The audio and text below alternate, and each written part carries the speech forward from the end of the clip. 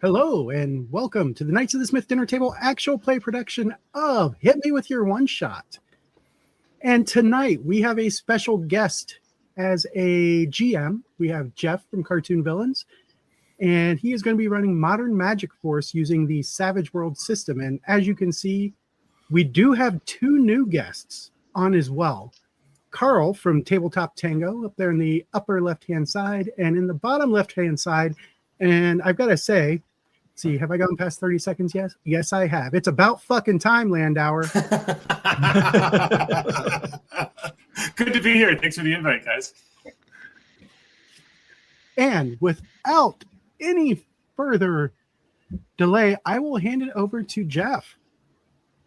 All right. Well, thanks so much for having me. I really enjoyed being a player a couple weeks ago, so thank you.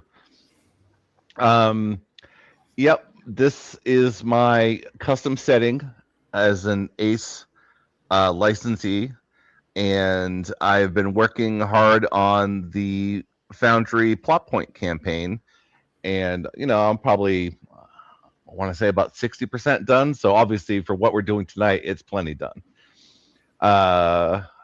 You all have your characters from the quick start. Did anybody have any questions for me before we dig into some quick lightning round session 0 stuff?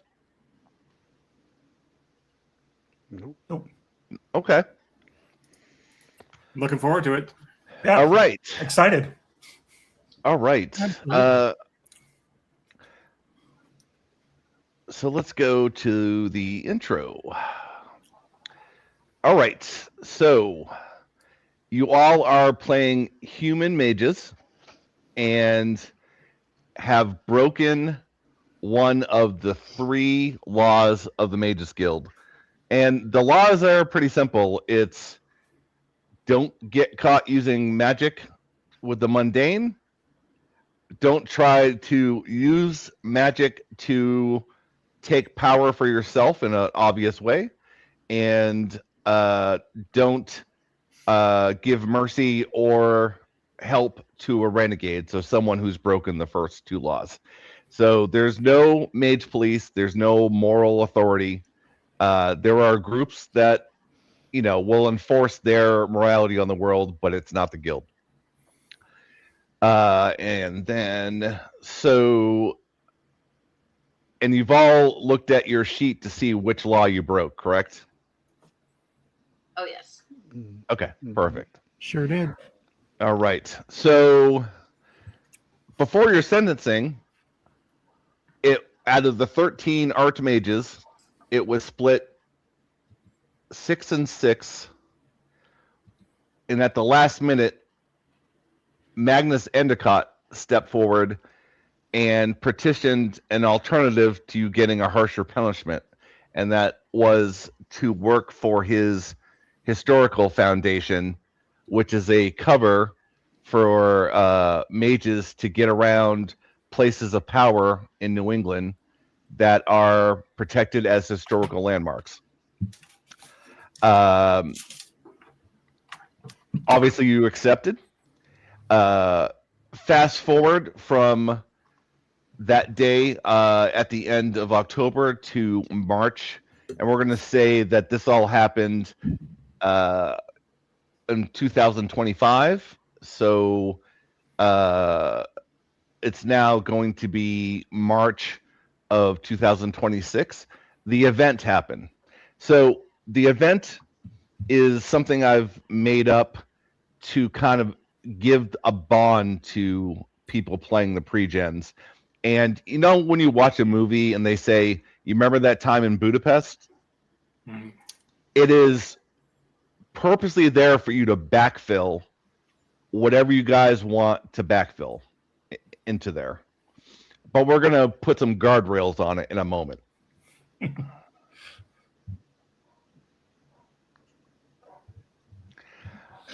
On the 15th, an unknown book being restored at the Foundation rang like a grandfather clock, heralding the event. Words are hard.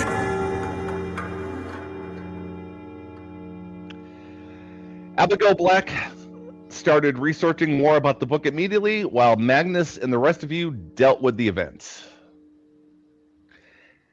You get a couple of choices of what the event could have been. So one choice is the lighthouses went dark. The array of lighthouses protecting the coast of New England went dark for 1 hour. A Gothic musical. For one night, the entire town of Bedlam, Mass. was trapped in an animated Gothic musical where everyone sung their wants and desires. Or the Blight, a magical plague that affects only supernatural beings and gifted humans. And as you can see, your tokens are on the surface. All you have to do is whichever one you would like to vote for, put your token over the card.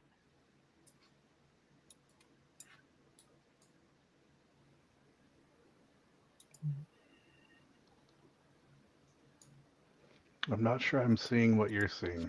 Yeah, I don't. Oh, Yeah. did it I have- not? There There we it go. is. Activate button always helps. So I'll just do a quick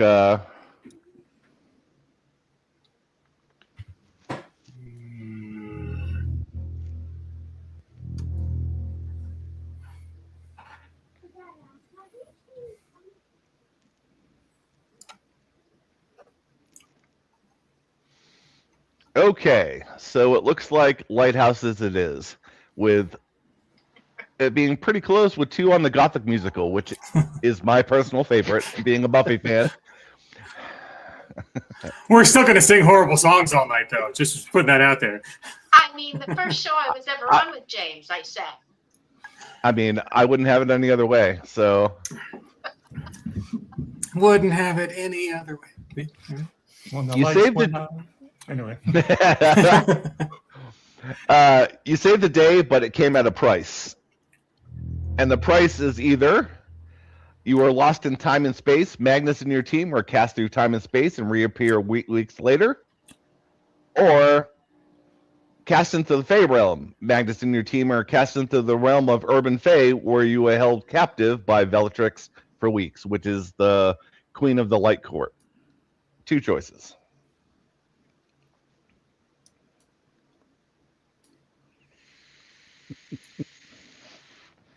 All right, lost in time and space it is. Nice. And before the game, because this is a one-shot, because normally what we're setting up is for our entire campaign, but there's some things that key off it, so we're doing it, to have that stuff key off.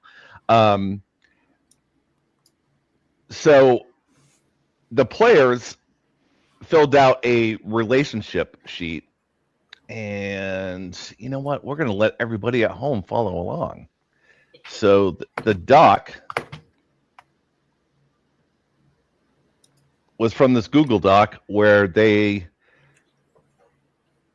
Oh, did it not? You can't post Google Doc links in the chat?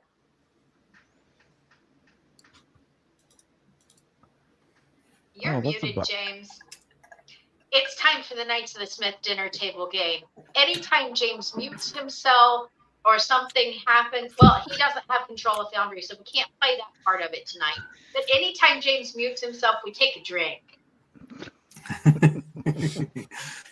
I'm not drinking alcohol tonight. So did I break a YouTube rule or something by posting a Google Doc? Because No, I don't think StreamYard will allow us to post links. I've never been able to. Oh, well, that's a bummer. Okay.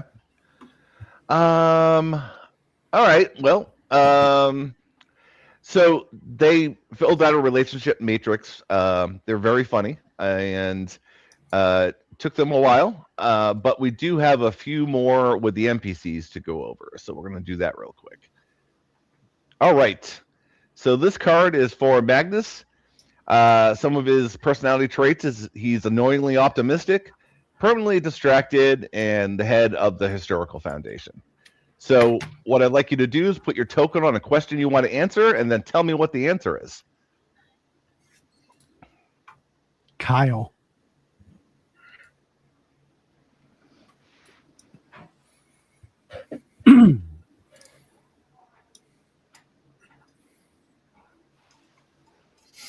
Ooh, mine's not dragging, but I want to ask the character flaw question. May. Come on, May. There we go. All right. So we're just going to go in that left-hand column. So, Diego, what did Magnus say that scared the hell out of you? Well, completely out of character for him being usually optimistic and pretty excited by things.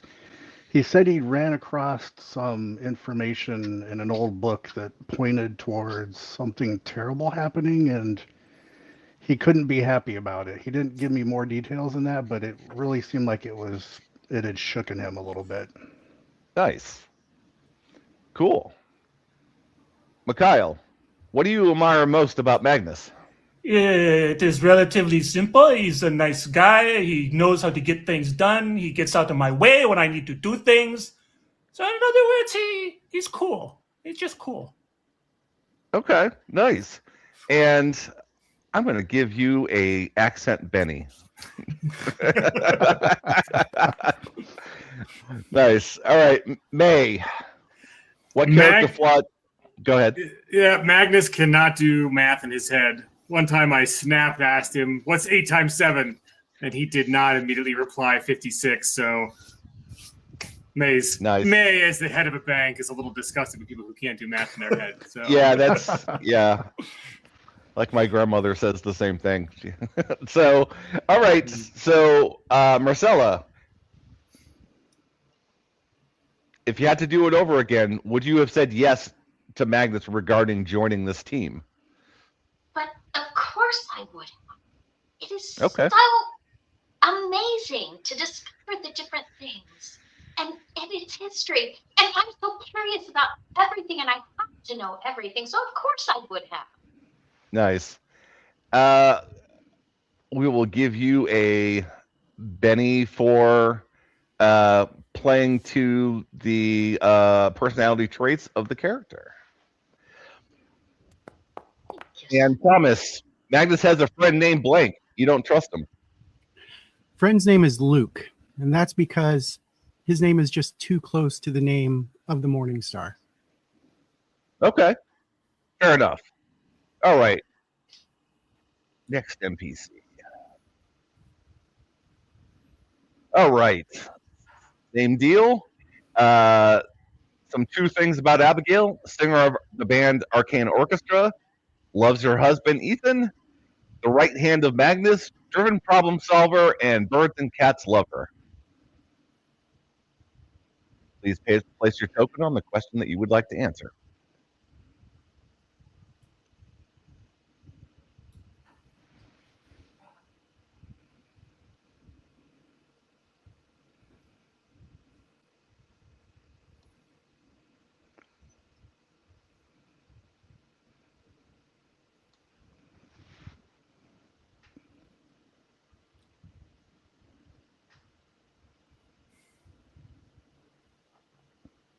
All right, so we're going to start in the left-hand column again. You and Abigail got off to a rocky start. What happened? Is it now resolved? She stopped Thomas from healing an innocent bystander because it was out in the open. And he has a thing about not being able to heal people who need healed. Okay. And for playing into the strengths of the character, a Benny for you. Marcella, you are secretly jealous of Abigail. Why? Because she sings so beautifully. I just managed to carry a tune in a bucket, and she sings like one of the birds that love her so much. Nice. May, during the event, Abigail saved your life. How do you feel about it? Yeah, so again, being a bank president, she doesn't like to be in anybody's debt. So especially one she can't pay off or declare bankruptcy from. And so, yeah, she's very, obviously grateful in a small way, but in a big way, pissed off that she owes somebody an open-ended favor of such magnitude. Nice. Nice. And that plays into May. Betty, for you. At the Emberwood house, everyone knows all the blank food item is for Abigail, and nobody touches it. What is that food item? Well, you think it'd be fancy food, but it's not. It's Peeps. All the Peeps are for Abigail. Nice. Oh, I hate Peeps so much. I'm going to take a Benny away from you. Well, that's the thing. Nobody else wants the Peeps, but we've told her we're saving them for her. I was just kidding. So, Mikhail, you and Abigail are both in the same fandom. What is it? It's a little. I'm ashamed a little bit. We like to do misheard lyrics videos. It all started nice. when I was rah rah Rasputin, rah rah Rasputin. Then I didn't know what they said, so I said they live in Russia and they do things, and only she knew it. And we made a little video. It was funny. It was funny. That's all I'm saying. Oh, someone did read the relationship matrix. Thank you. All right. One more, and this one's a little different. So this is for Vivian, and Vivian is a golem in the form of a 1937 coupe. She's friends with Magnus, not owned, and is bigger on the inside versus the outside, Doctor Who style.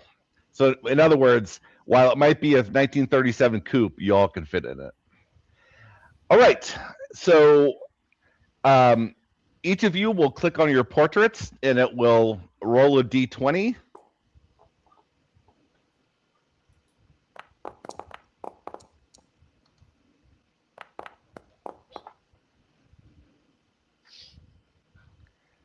Oh, May, were you able to roll?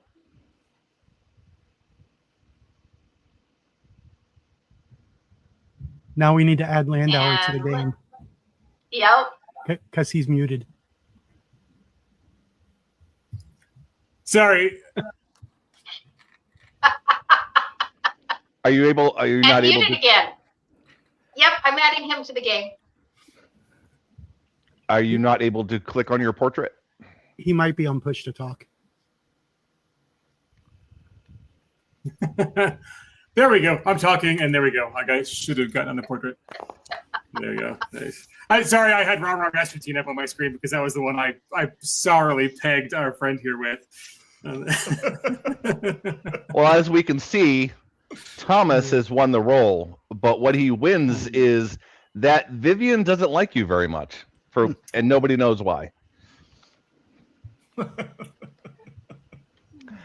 All right. That's fair.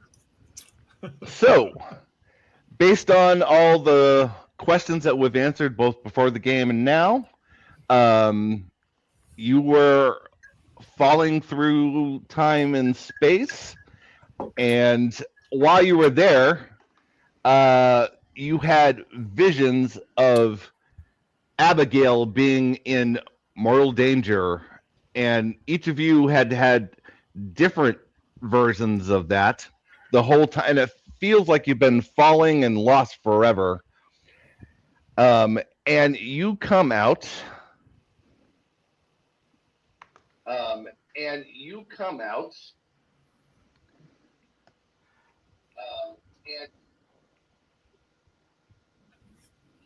by the Witch's Brew coffee house in the back alley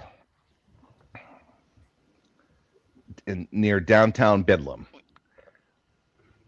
Abigail lives a short distance from there, from where you're at. She is 2 miles at her home at 13 Norman Street. So you all come out of a portal, getting pushed out into a dark alleyway around 6:30 at night, but you actually don't know what day or how long you've been gone, and you just get unceremoniously dropped off by the vortex behind the Witch's Brew Cafe, together as a group. Did anybody see Abigail? It was freaky. I did not like the vision I saw. Nor I. Where are we right now? I smell brew. I smell coffee.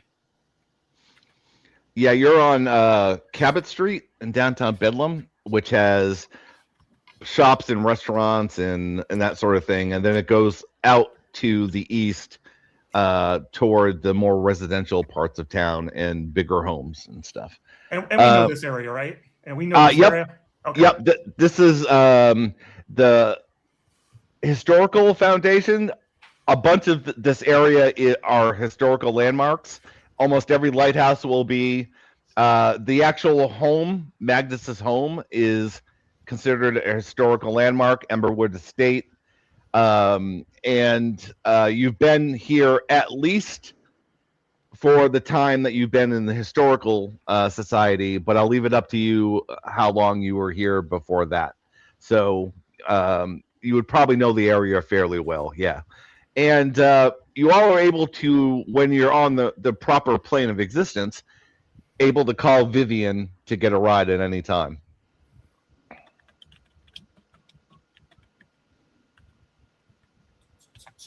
So does anybody feel like we should go help Abigail? I feel like she might be in trouble, maybe? Oh, any chance to get this debt off my balance sheet, be happy to do. It's, all right. Money is good, I guess. Yes, but But all right. So you got to make it the 2 miles. So I assume that you're calling Vivian. Vivian, I don't know. She comes maybe for other people. Except for Thomas. Except for him. Vivian really is a ride right now. Within a few moments, she comes barreling around the corner. I believe that Mikhail actually has the driving skill, so you could either pretend to drive, or you could drive, or you could actually drive yourself. Up to you. But the impending visions that you have make you want to find out what's going on at Abigail's residence, and we will cut to in front of her house momentarily.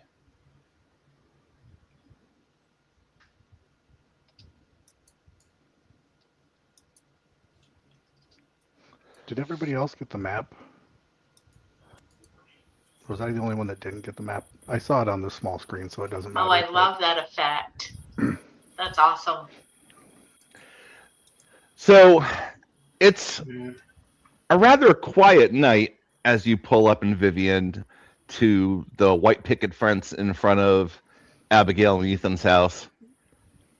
But in your mind's eye, you see a barrier, a magical barrier surrounding Abigail's house. Can everyone see the barrier? Yep. Yes. yeah, Yes. that's cool. Yes. And I can actually enhance it a little bit here just by taking out the rest of the lights here. So the neighbors are you're shocked. It's so loud in your mind that you're surprised that the mundane people on her street have not noticed, but they're walking their dogs and taking out the trash. And they just seem to be going about their business, not noticing that there's a magical bubble around Abigail's house. We need to get inside. I feel she's in trouble. Because we must dispel this now. Well, Maywu steps up and kind of feels it out. This feels like something that would respond to a dispel spell, correct? And put a pin in that for a second, because as you all were talking about what your next action was going to be, you see a flock of the biggest ravens you have ever seen. They are incredibly large, like small dog sized.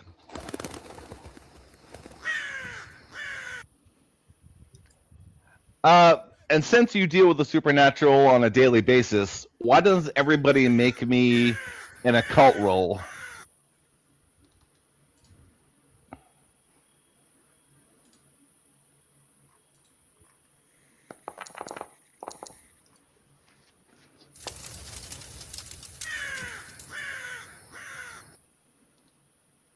All right, so we got Thomas got success with a raise.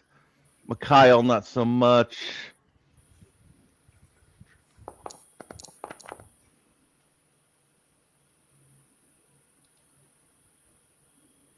Marcella, yes. Oh, actually, no. Mikhail got it too with a 5. Okay. Where's the occult skill check? Do you know where the skills are on the character sheet? Yeah. Yeah, it should. Oh, I'm sorry. Click on the I die. see it now. You got it? All right. Yep. Sorry, I wasn't expecting it there. That was terrible. All right. So I'll take a moment to point out that I've added a little feature to our game. So as you can see, the standard chat cards are here for dice rolls. But do you see, like, underneath everyone's roll, there's an extra chat card? What that is it's a quick raise calculator. And you can change the target number when you need to change it. If you can do it in your head, that's fine, but it's there, for opposed rolls or any situation where you might actually want a raise calculator. All right. So the ravens come down and land right on the fence in front of you. And they start speaking to you. And because none of you have speak with animals, that was not on your bingo card for today.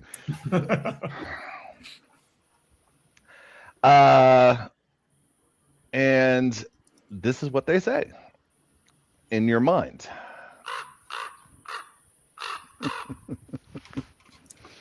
Huh. Oh, yeah. Yes. I think it's simple language, lots of squawk, squeak, squawk, squawk. I think I can understand it. It makes sense. Give them something shiny, someone. Give them something shiny. I have nothing shiny that's not valuable.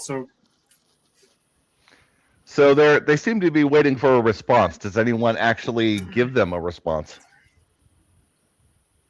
Yes. Yeah. Yes. Okay. And the response is yes.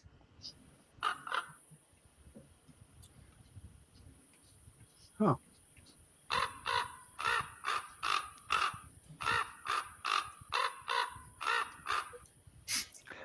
So,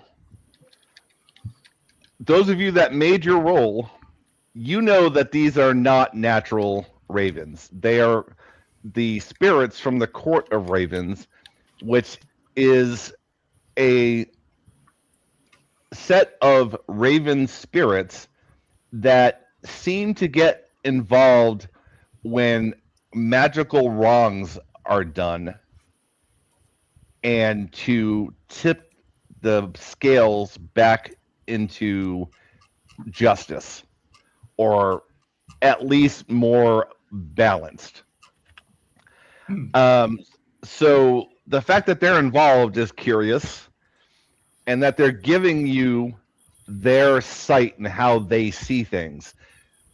And what that means is that you all now kind of are seeing things both in the real world and the spiritual layer at the same time.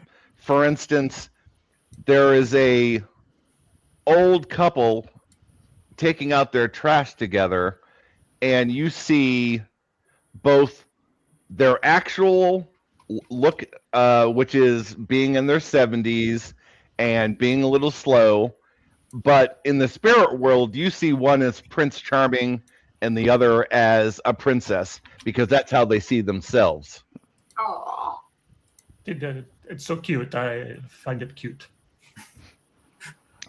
Now, when was the last time a Russian ever found anything cute? Right? Disbelief. My I can be softy. I don't have to kill everything. It just sometimes. Go away. Go away. I will take you out, you birds. Yes. Well, so they've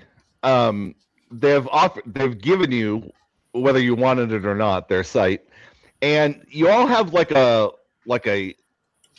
I wouldn't call it mind reading, but you have a shared kind of surface level empathy, let's say, for what others are feeling. I will give 1 Benny away to the first person that gives me an inappropriate thought their character's having with the group. Keep it PG-13, please. That's why I was pausing.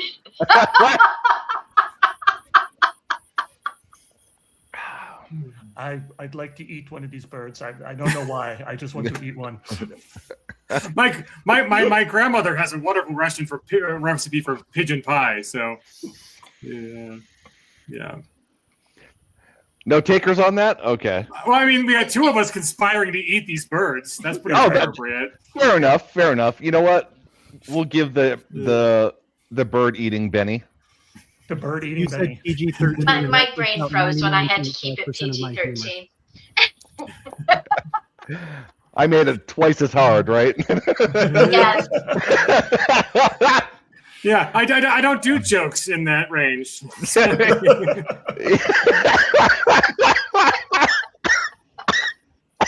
Oh my God, you're killing me. Oh, geez. All right, so they finish up with you, and that's as far as they can take it without breaking their oaths to impartiality. Oh. But what that does do is it lets you see the barrier in a much different way than you could before. Oh, the Tholians are coming. So there seems to be some gaps that you did not see before. And the birds decide that they're done with you. Oh, they did look so delicious, though. So, you have a way in now, and there's a front door sitting right there. Yeah, let's progress. This is taking too much time. We got to go. There could be something bad. Let's go. Come on, quick now. Yeah. Too much talking. Too many animals. Let's go. All right. While he's saying that, Marcella opens the gate and walks towards the house. He's still talking. All right. Well, you get to the front door, and if you try it, it opens up. It's not locked. Let's go in. Head inside. It's a little dark here. You managed to fumble toward the light. Oh, I just triggered the wrong thing, but we'll just run with it. Grab the book and let's get out of here. We can't leave him like this. I didn't sign up to be a killer. I'm calling 911. Call 911, and he won't be the only one dying on the floor. So you see a vision of Ethan Black mortally wounded in his entryway with 2 masked figures, one holding a crowbar, and a third voice coming from somewhere else in the house. And then it disappears as quickly as it came.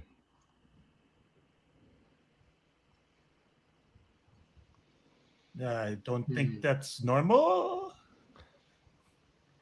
Well, so the body's not here still now. That's correct. You saw into the past, right? So you were seeing the imprint of what happened here. So we know the book was kind of an element of this. Do we know where the book is now, or is this a path where we're going to find out, or like we should be leading? Yeah, we're interested in finding the book. Yeah, you don't know because while Abigail was researching the book, you all were stopping whatever the event was, right? That's for you to make up. And you got thrown through time and space for 3 weeks. So this view here, I'm sorry, did you have a question? Yes. Is it just me, or is the reflection in the mirror not matching the aesthetics of the rest of the house? And by the looks of it, for the wrong time of year. It looks like there's snow on the ground. No, that's a White House across the street. Okay. These are actually real photographs, so they should match. Well, it's lathe wood for the wall, and then everywhere else that we're seeing is wallpaper. Yeah. I think if you look down towards the front door to the left underneath the window, I think it's also lathed wood there too. I could be wrong. That's my guess. So something bad has happened here not that long ago. Oh, look who showed up to watch us. John! So let's go to the 2D map. So these circles on the map are essentially represent those point of view shots like the one we were just looking at. So that is what you were seeing while you were standing here. So you are standing in the entranceway, and to your right is a set of double pocket doors. The stairs and the landing is here. And because you're friends with Abigail, you've been here before, so you know that goes into her kitchen and her dining room and her living room. I think the first thing we would do is call out for Abigail, see if we can get a response loudly. Mm-hmm. No response. Okay. Out of precaution, I'd like to cast Detect Arcana. Unless Sure. I think it would be overblown by the barrier we just went through. No. Okay.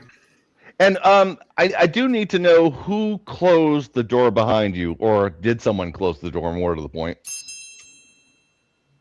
I did not close the door. Is it just open, or did someone close it? Marcella, would you please close the door? I will move back past everyone else and close the door since I was asked nicely. Okay, so let's resolve your Detect Arcana roll.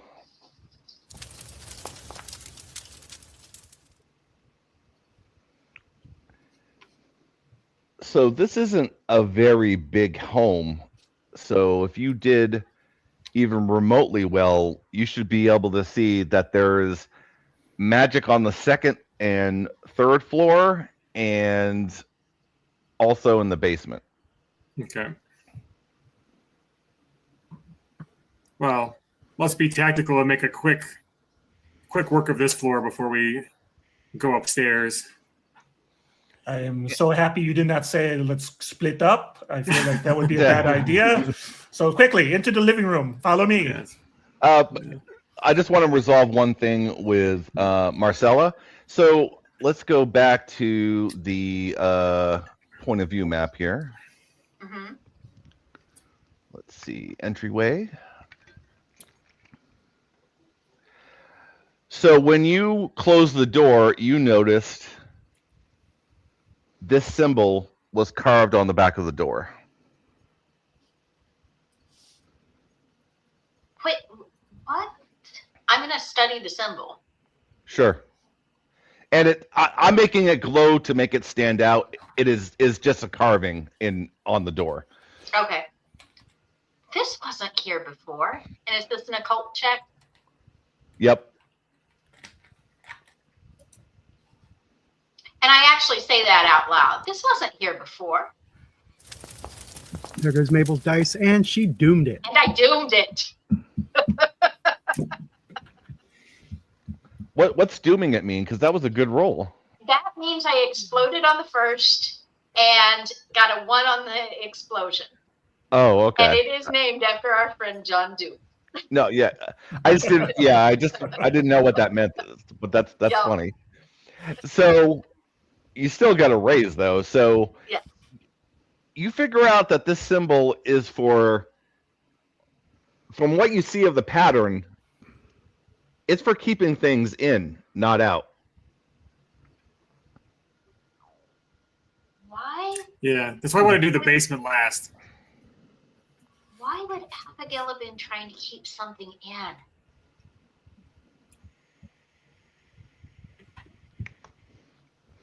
She was investigating the book, correct? Yes. It is true, yes. So, yeah, perhaps she unleashed something accidentally. We better be on our guard even more then. I think we should split up now. Half the people to the basement, half the people make a book it to the top floor. Oh, just go around separately. It'll be fine. I will take Shaggy to the kitchen, if that's okay with you. You gonna make a sandwich? That plan works in the Han cluster by our wonderful friend Tracy Sizemore. Nice. So again, let's take a quick peek at the floor map. So you have a couple options. You can go to the right, you can go to the kitchen, or you can head upstairs. I think clearing the floor is probably was a good idea. So Yeah, I follow Mikhail. Alan already said he leads us to the living room, so Oh, okay. I'm sorry. I must have missed that when I was doing the other stuff. Forgive me for that. and of course I have my little friend ready in case I need him. Again, you fumble for the lights. So as you walk around, you scan the room, and this is where you came from, right here. So you came from there into the room, and then now you've turned around, looking back the other way. The dining room is off screen to the right, and that is the outside window right there. Seems like the place has been a little bit picked up since the last time you were here. Abigail's not known for being this neat. There is a photo album on the couch and a blanket on her favorite chair. And that's about it.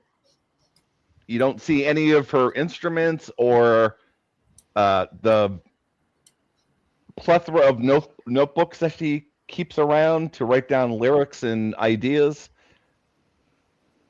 So it's almost like she had company. I flipped through the. Go ahead. I'm going to go check the window since there was something on the door. Yes. I'm going to go check the window. The same symbol is on the window.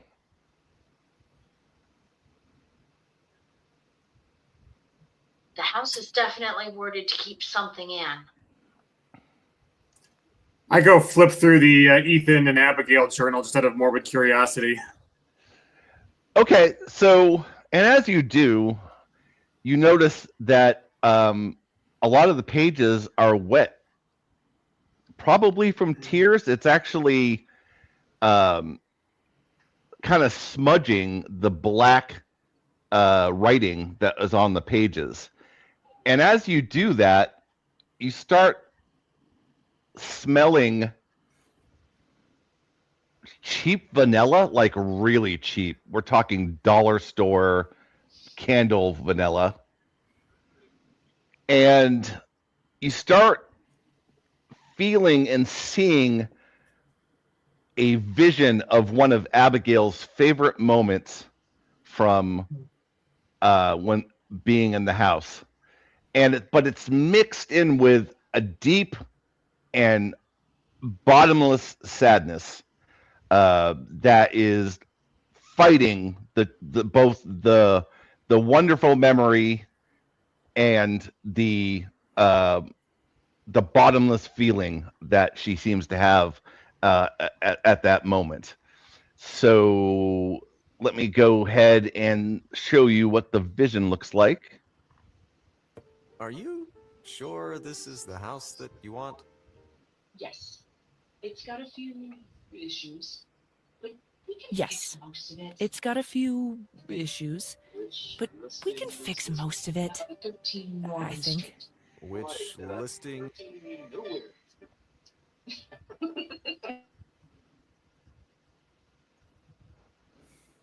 is this one? 13 Norman Street. More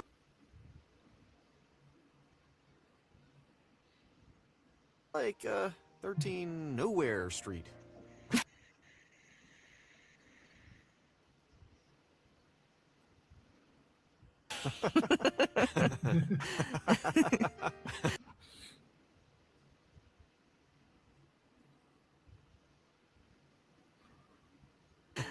Aw. I love the goth girl vacation photos. Where lies a little house, paint peeling on a crooked white fence.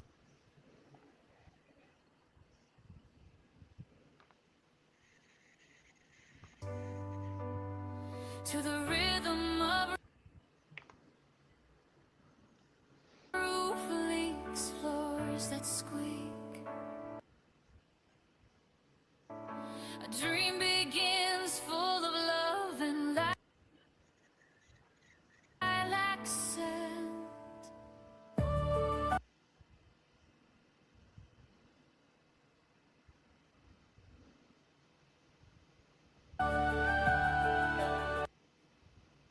Oh, So now you know where her joke came that her and Ethan are always calling their house Nowhere Street, even though it's 13 Norman Street, is because it's the dead end at the end of the street. And you also know where one of her more popular songs came from. Do we know her well enough to know if Ethan is still with us? Probably not, because you saw him bleeding out on the front room, and now you seem to. Yeah. Okay.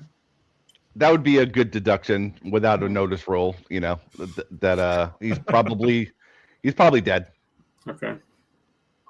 I love that song. I helped her with the video. It was very good. Yes, that was me. Anyway, is there anything else in here? Or should we move? And I feel like the kitchen is where the knives would be, and the bad things would happen. Well, to the right, you can go into the dining room, or you can go back through the entranceway and go around that way. I guess dining room. Okay. Follow me. yep, moving along with him. Tactical 2x2 format. Let's throw a flashbang in there. There's 5 of us. That doesn't work. So her dining room is definitely cleaner than you remember. It looks pristine, and Abigail doesn't keep a pristine house. Definitely not right. And also sitting on the table, there seems to be a memorial card. And everyone make me a notice roll, please.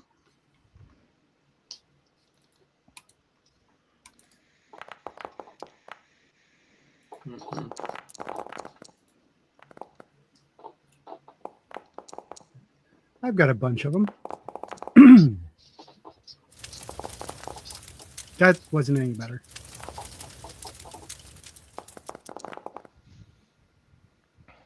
Well, it looks like Diego is, most of you were able to notice, but Diego was the first to notice that those are funeral flowers, and they seem to be put in stasis.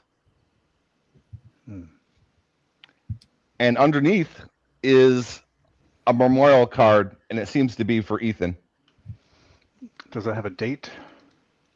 It does. Let me bring up the zoom view on that.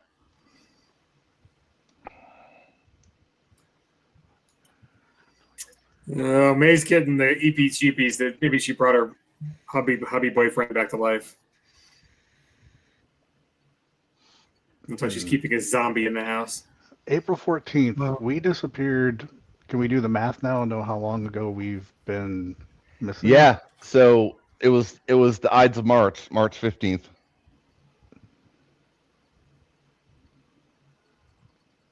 Huh. So we know now that it's Oh, yeah. after April 14th. Yes. And you all have cell phones too that the service would yeah. have picked up again. So if you want me to tell you the date, I will tell you that it is currently April 30th. Okay. Oh yeah, those flowers would be long since wilted. Yeah. Yeah. Yeah, I would have pulled out my phone just to see. Okay, wait, what? We were gone that long? So because Diego was the person that found the flowers and probably read the card, what the rest of you see as Diego does that and is standing by the table, you see an outline around Diego of Abigail. They're superimposed on each other, and it is her spelling. It's a vision of her spelling the flowers and putting the card. And time seems to be speeding up and slowing down around her. The endless platitudes from people and going to the funeral home seems to go at a snail's pace, and the funeral itself flies by at twice the speed, which brings you into another vision as you see days go by.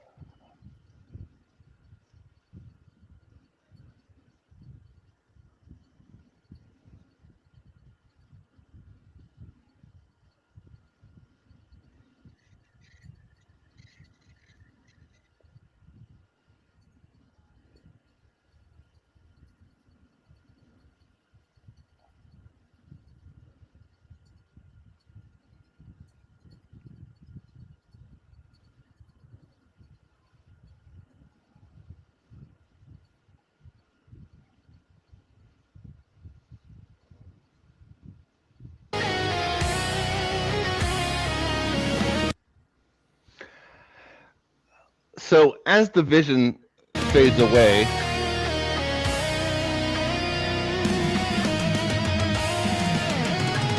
you know something different about it. That this time there seems to be something watching you from the corners of the vision, just outside, but you can sense it.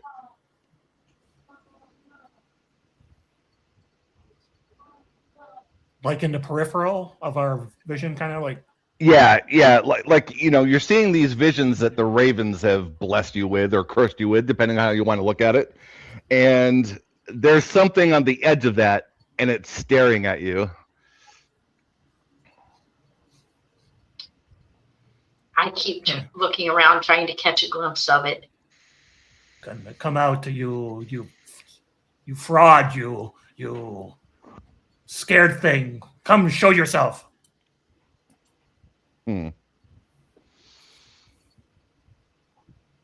No answer. But you definitely there's definitely a presence because unlike the other visions where, outside and in the hallways and in the living room, there was definitely something that was watching you during that.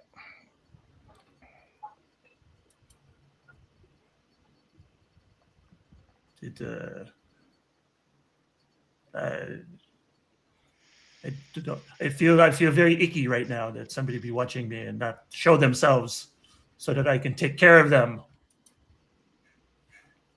I raise my voice as I kind of just to try to get them to hear me a little better if they're not listening.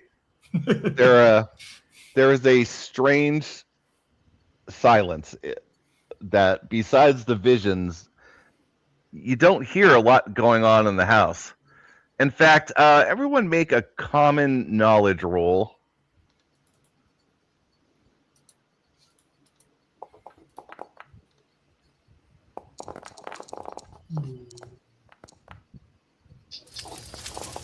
Wow, you guys have been rocking that roll. Oh, you haven't seen or heard Abigail's black cat Bagheera yet either.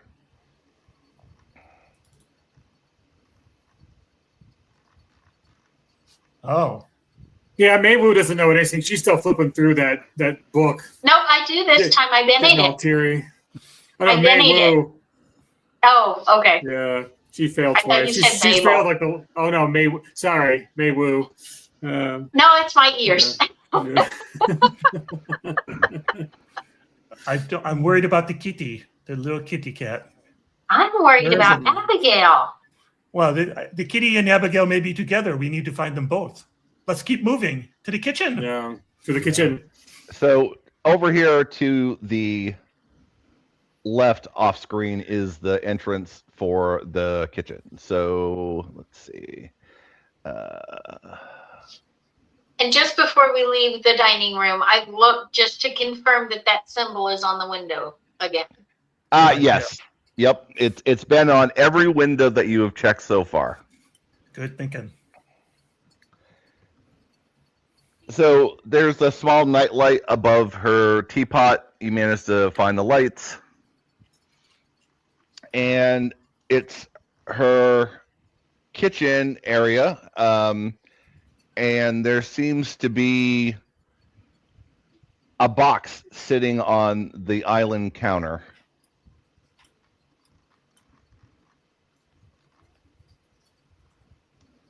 Well, let's go look at it.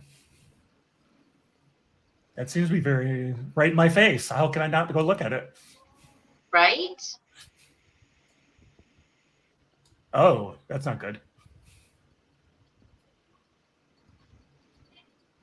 So it seemed to be returned evidence.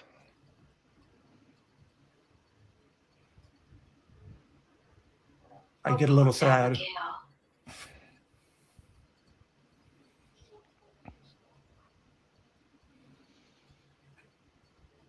Why would she have left it here? So I assume already. Yeah, let's. Maybe I'll go try to see what date is on the watch. If the watch stopped on a certain date, or if it's still working, and flip through the wallet. Why not? She's got no. Yeah. So you see that it's what you assume to be his wedding ring, his wallet, and that is a working watch at the moment. And I assume that it was Mikhail that decided to engage with it. So yeah, instead of Diego this time, when Mikhail picks up the box, you get the strange smell of bacon and eggs. And you see it intermingled with Abigail just looking at the returned items from when the police came back and just staring at it with a blank stare, not knowing what to do. At the same time, remembering an important memory from a few years ago from the kitchen on a Sunday late morning. where she essentially reverse Uno card a marriage proposal to Ethan because she was sick of waiting. And I will show you what that looks like. And this is infamous in her friend circle, that this gets talked about at dinner parties and, you know, social events, that she was just not willing to wait. Ethan Black, I love you and always will. Will you marry me? Damn it, Abby. Asking your girl to marry you is one of the few things a guy gets to have a say in when it comes to getting married. You couldn't have waited just a little longer. Well, no. I know you love me, but you were taking too long. And I thought, you know, I could change things up a little. Oh, you thought so, did you? The answer is yes. But you already knew that, didn't you? I did.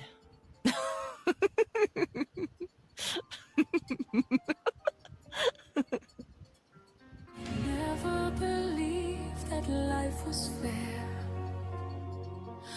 A constant uphill climb. Odds stacked against me, never reaching the sublime. Never thought I'd find a song to sing, a melody to claim, with rhyme and perfect harmony when you say my name. Did I say thank you?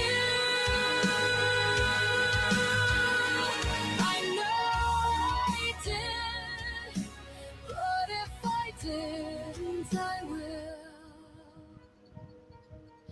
I will.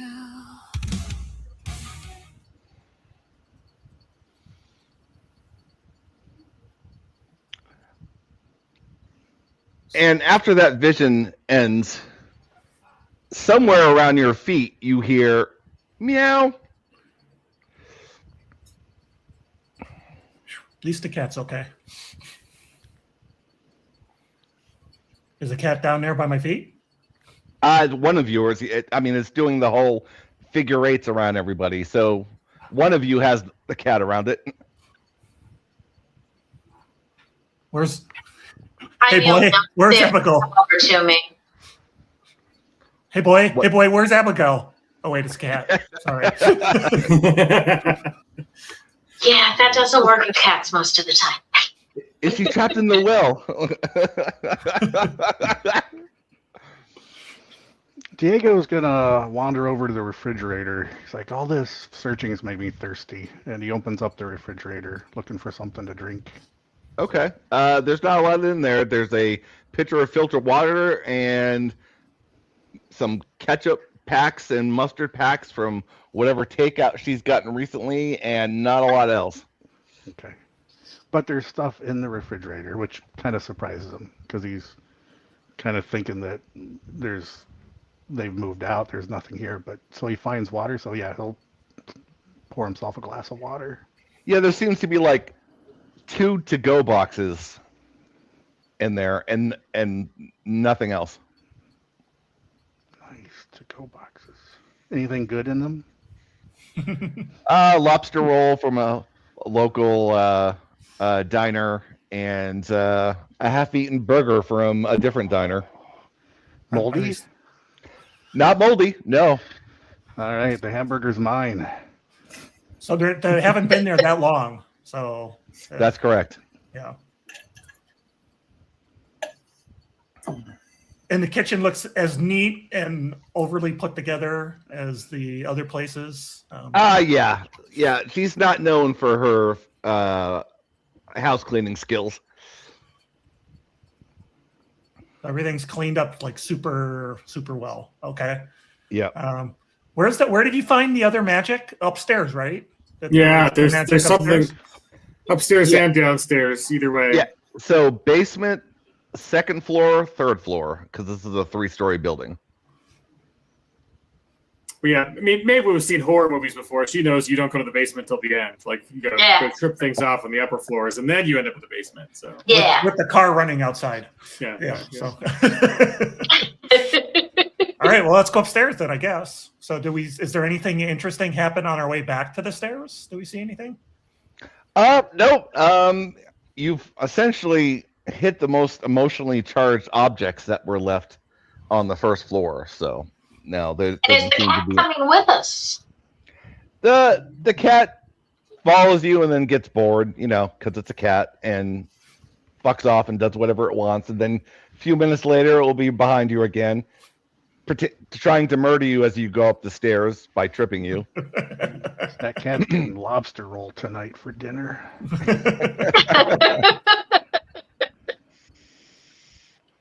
All right, so let's go to the second floor map. And naturally, before we left the kitchen, I did just confirm that the sigil was there on the window. Yes. So let's go ahead and put down some tokens for you all. Who's going to be first up the stairs? I will volunteer I will go up the stairs first. Okay. I am not afraid of anything. So we'll get a little marching order here. Who's after Mikhail? I'll be right behind him. Okay. All right. May will go third. Okay. And you guys, excuse me. I gotta step away again because my kids are having meltdowns. Okay. Let's put Thomas in front. Well, to be fair, we'll unless Devin has a problem with having Diego in the back, we'll give some plot armor to Thomas while he's doing that. Yeah, I'll go last because I probably did put the lobster roll on the floor for the cat.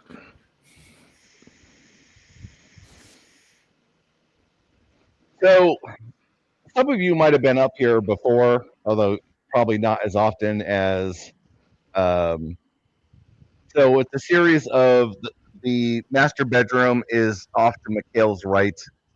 There is a guest bedroom in front of him, a hallway, an attic stairway leading to the next floor, another bedroom in the top right corner, her home office, a linen closet at the end of the hallway that is open, and her bathroom for the upstairs. I'm still in the kitchen. Should I be upstairs right now, or? Oh, did I not take you guys up here yet? You did not change the map. I set it up and just didn't hit the activate button.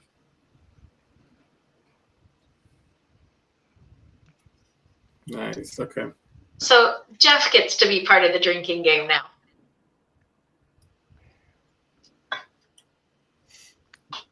Yeah, and my teacup is empty. Too much drinking.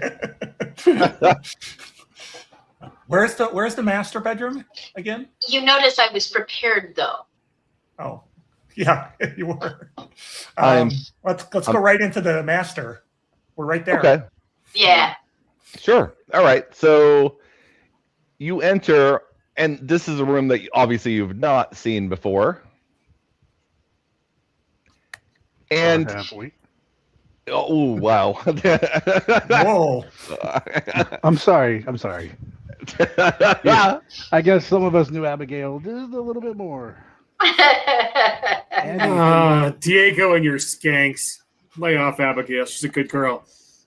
So, for being the Gothic Meadow girl, she has an awful girly master bedroom.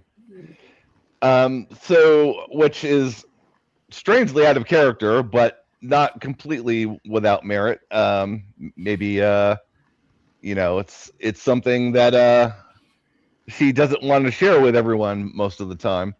So, is this a goth in the streets, girly girl in the? Never mind.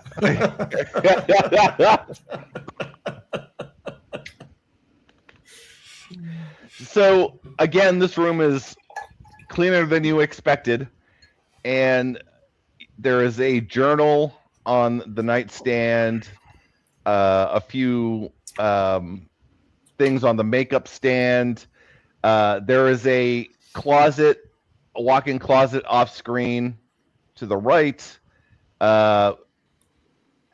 Outward facing window. Closet off to the left, and outside window off to the right. May is kind of stunned by this. Like, May's got some goth vibes, let's be real, right? So I'm going to go check the closet to just see, like, really? So see if there's any, black boots and studded belts or whatever in the closet. So there is. And it's also what I like to call the 80-20 closet of 80% Abigail and 20% Ethan. Well, that seems a lot for him. So, yeah. right? I go right to the journal. Sure. I'm going to pay attention to see if anything is like lurking around, or if I can see these things in my vision again. So, yeah, you have not had the eyes dagger in the back feeling for a few, like, let's say 20 minutes of walking around while you've been exploring. And so you open up, and it seems to be her dream journal.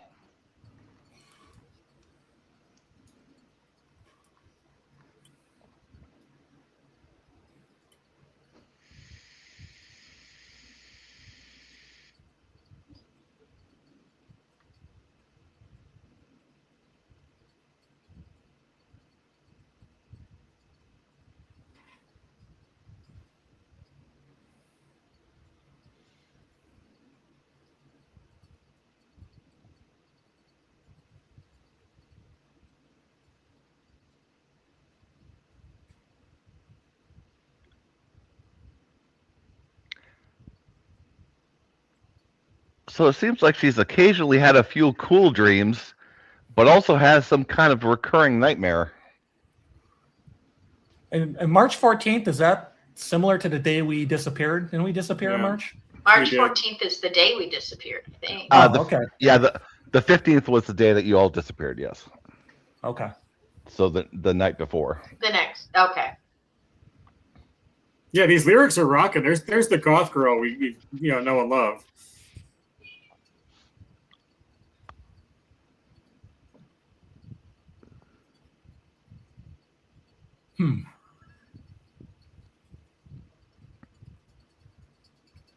So large crowd, bad things happening. Okay. Yeah. Moments after midnight, when the lost bell tolls and fades, there will be no more triumphant marches or ticker tape parades, no futuristic skylines kissed by the sun's shining rays, no neon gods or idols, but the orchestra still plays on and on and on. Definitely a good guitar part underneath that would bring Right? it to life. Yeah. A little crunching. That would be great. You should have given those lyrics to Carl before the game, man. We could have had some background music.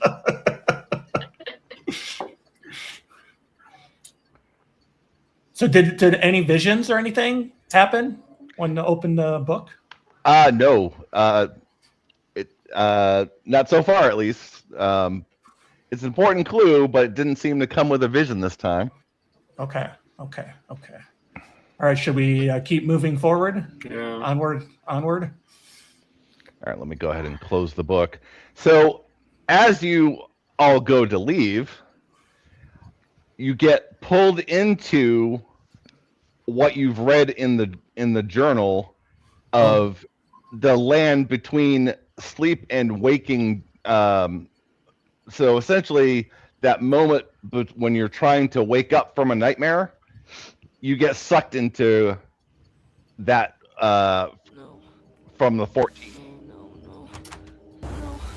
I didn't mean to. No. Abby. No. Wake up. You're having another nightmare. Stop. No. It happened again. Same dream again? Yes. I'm playing the biggest show of my life. There's a crowd that stretches as far as I can see from the stage. In that moment, I'm so happy. But as I start to sing, I realize that the crowd isn't cheering. They're screaming. And all those outstretched hands, they aren't my fans. They're my victims. And they're all burning. Abby, it's okay. They are just dreams. And whatever they mean, we'll get through it.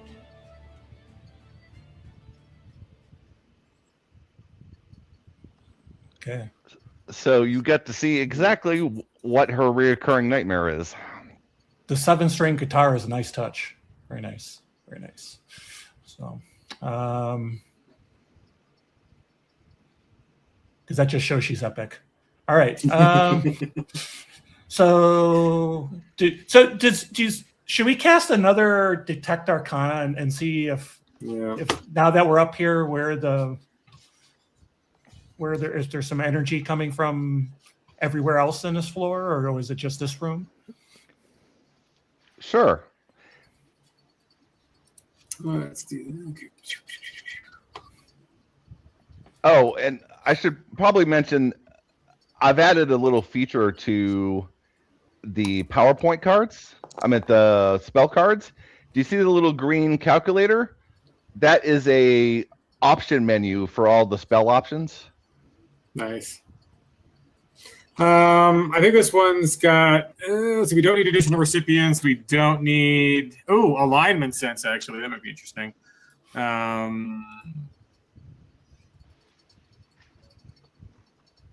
Oh, and identify. I'll spend 2 more points for alignment sense and identify. So that's 4 points. So yeah. Yeah, so I think I got a pretty good roll on that. All right. So, and describe to me your trappings. So, how is it like a radar? Is it like how does your May's a very classy, subtle woman. None of this flashy stuff other elevated humans do. She kind of does the object permanence kind of thing, where she. That's why she picked up the book on the ground floor of the photos. She just kind of touches things in kind of her mind. She senses. She gets closer to things, but it's not. This particular spell is not very flashy. When her hands come out, she starts fighting. She get a little flashier, but this is a very feel it in her bones kind of thing. So Sure. So let's go back to the 2D map, and I'll show you what you see.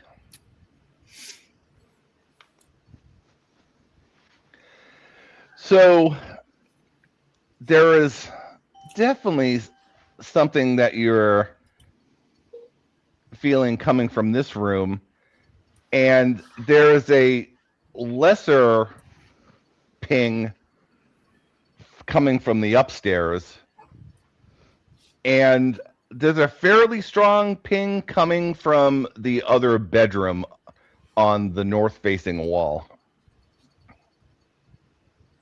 Well, I guess we definitely have 2 rooms to clear here for sure. yeah. Which one do you want to do first? Was the guest bedroom 2 the first room you said had a ping?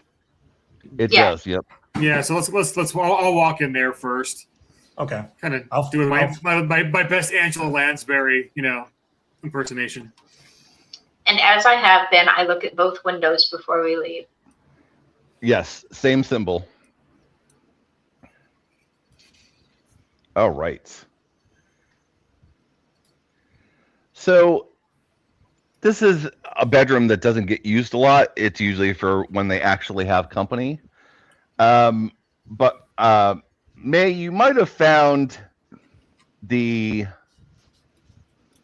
reason that you were being watched.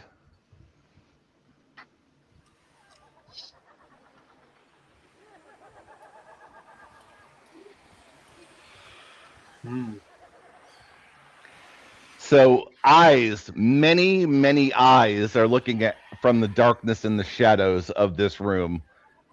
You can barely count how many sets there are. With go ahead. So with the alignment sense, am I getting good vibes or evil vibes from these? Yeah, it's not good. No. Okay, it's not good. I mean, there is a cat here, so you know. Okay. Yeah, but usually cats don't, unless you're a crazy cat lady, you don't normally have more than 20, right? Okay. So. Oh, okay. So, and before you can even yell out to the group, oops, we'll stop that for a minute. Ooh.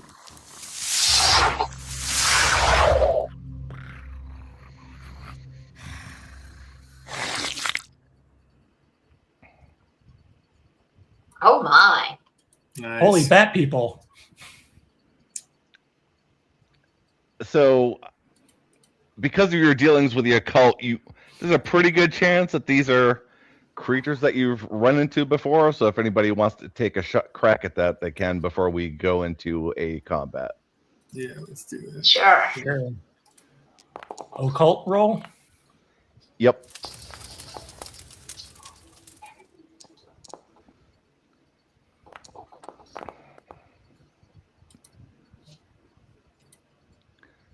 Let's see. May's got an 8. Anybody beat the 8? Doesn't seem to be. Nope. Only got a 5. All right. So, unfortunately, you get to see them up close and personal, and they are gremlins. And what they are is imp-like creatures that like to eat the residue of dark magics that is left behind. And normally they're quite a cowardly lot, but I think they've been a little brazen because they've fed so well and that they're in such great numbers. So they're essentially going to try to dogpile you.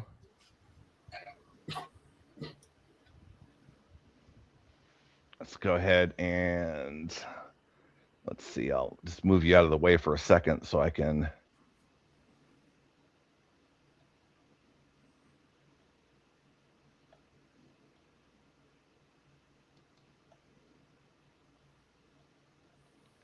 Unres them. Yeah, my dogs heard dog pile, and now they want to come over for attention. They're like, "Hooray!" Yes, pile of dogs. Yes, gremlins. Oh, yeah. May puts a hand back to let everybody else wait. She wants to take first crack at blowing some of these things up. So before the friendlies show up and ruin her area of effect spell, out of character. So by this point, the darkness has gotten a little brighter because they're extra dimensional creatures and they are coming through the shadows from somewhere else, feeding off of whatever was here. So in a few turns, there probably will be reinforcements.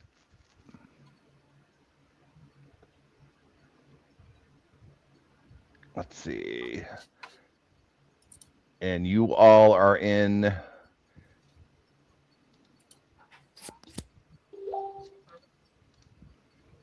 Ooh. Let's see.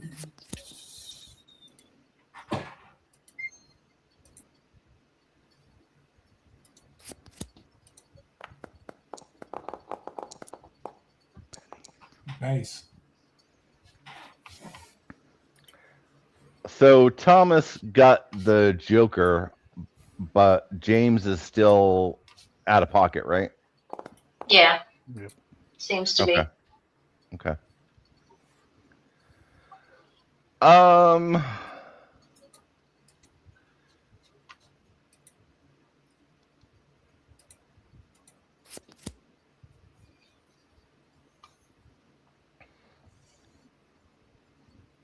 Does anybody else want to change their card?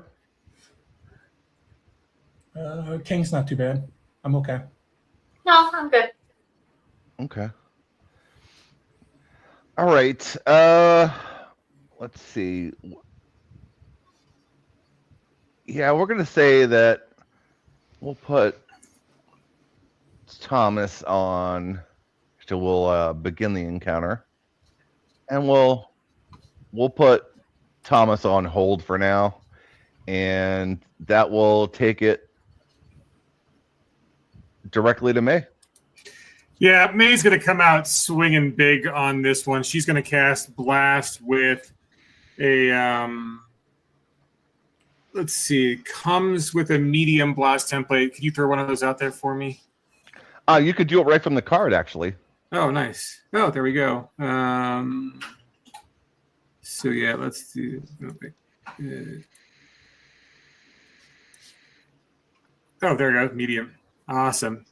Oh, medium's big in this instance. Okay, so let's. Yeah, these rooms are standard, 13 by 14 bedrooms. So. Well, I guess she'll take a step back, and then I think she can get everybody if she.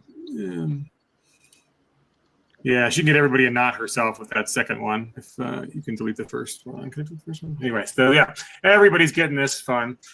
She's gonna put the. Is that the one that you want left? Did I pull the right one? They both still show for me. The one it gets all the enemies and not her. So, yeah, that's perfect. And then she's gonna add the damage. Let's do the greater blast for 46 and 5 if we get a raise. So she's going to spend some points on this. So it's 8 points. And yeah, let's do it. Right now, that's the damage, not the roll. Well, why did it come up with the damage and not the roll? I mean, I would like to keep that damage if I roll correctly. Let's see. Well, let me go back. Up above there is a. You see the trait roll? Yeah, I got it.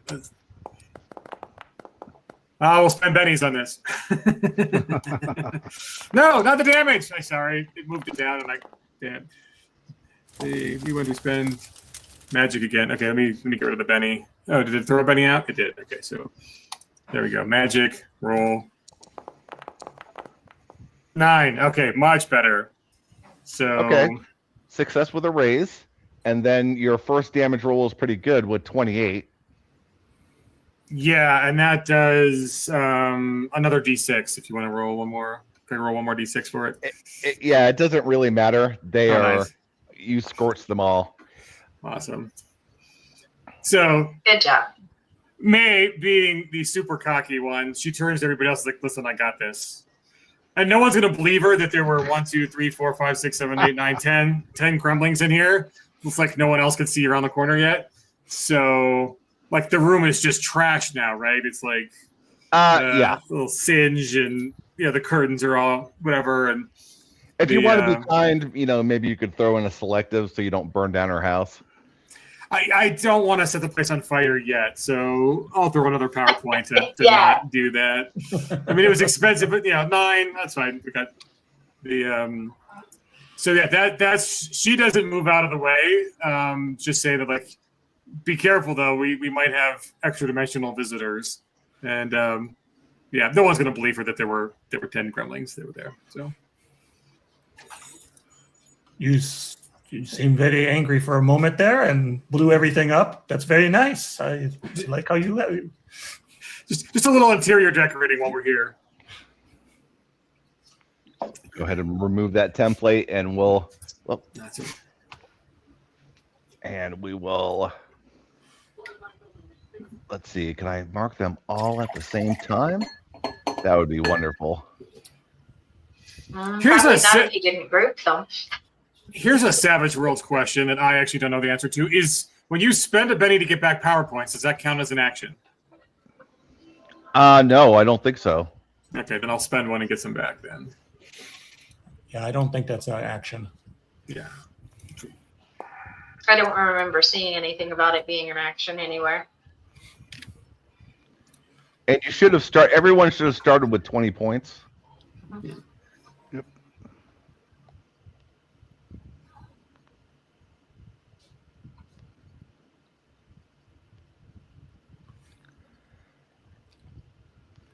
So the stack of dead gremlin bodies laying in the.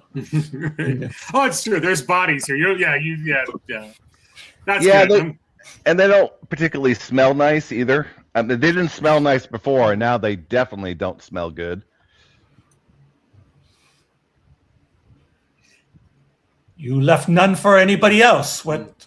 Oh, that's absolutely not true. The portals are that was the ones that had rezzed. So we'll keep you guys in the turn order, but let's see. Oh, behind us too. Nice. Oh my. Let's see.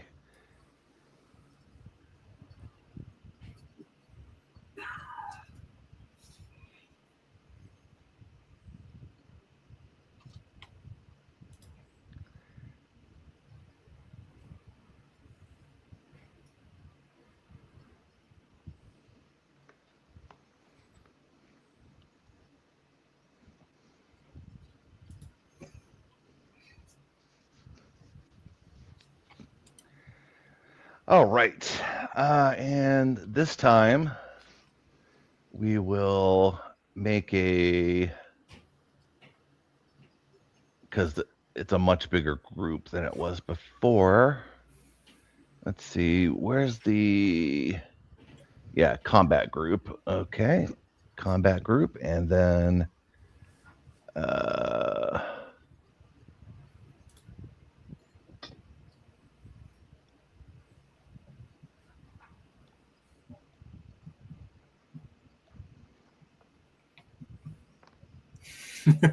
Right, John Doom? Exactly. I know that's what you would say. I cast Fireball. That's exactly what happened.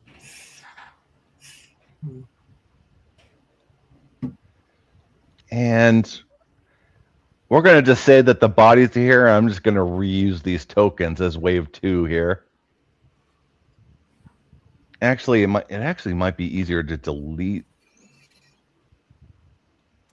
Yeah, it's actually easier to delete these guys because to change their status, you can't do it as a group.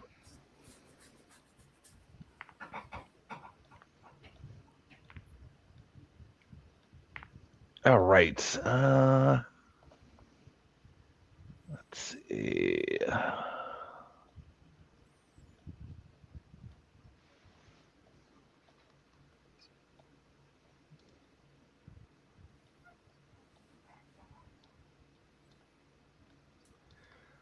All right, and let's see.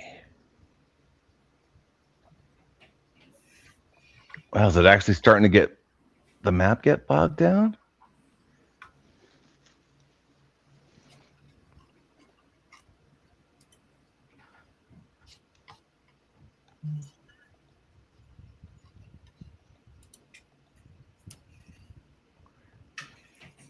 And we'll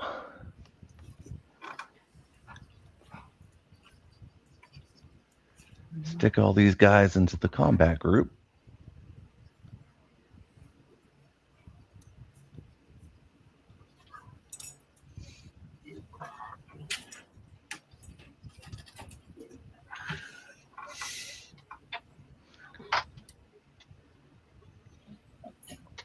Didn't we figure out from Friday night that the combat group used to work better than it does now? Yeah. It used to be easier.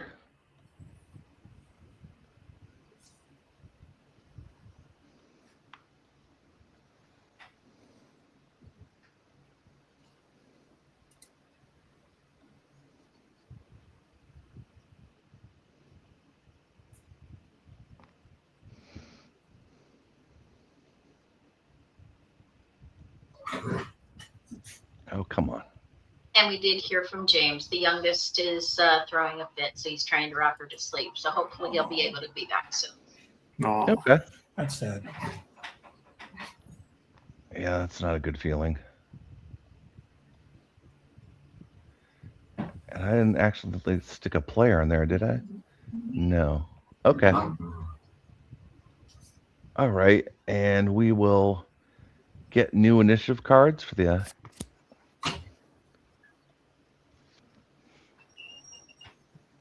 All right. So there are a lot of gremlings around, and it is Marcella's turn. Well, Marcella will step just past Mikhail.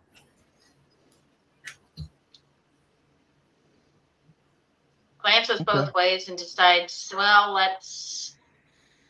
we are gonna go for the one that is in the room, because how do I get that? Just 1 second here.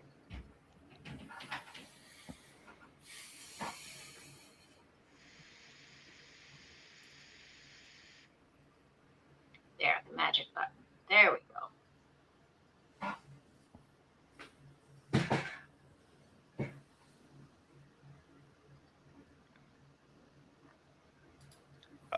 Are you trying to get a spell template out, or?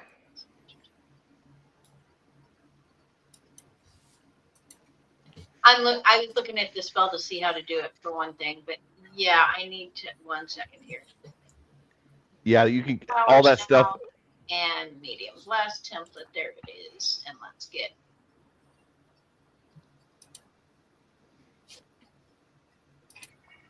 Yep, I can cast it on the entire. Come on, click down, please. There we go. I can get that entire. Okay. It won't go through walls, though. I know it's magic, but it's only what I can see, right? What spell is it? Stun. Stun, yeah, I don't think stun won't. It will do the template, but it will stop at the walls. Yes. Yeah, that's what I was thinking. Otherwise, I'd try to target some of the ones in the guest room as well. But yeah. Yeah. And I am trying to read the after it's rolled. Okay.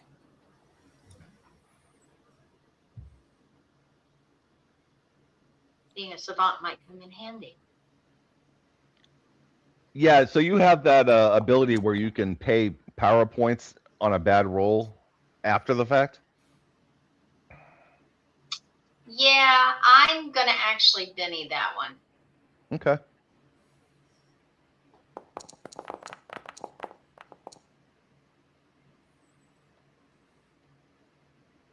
That's better. 1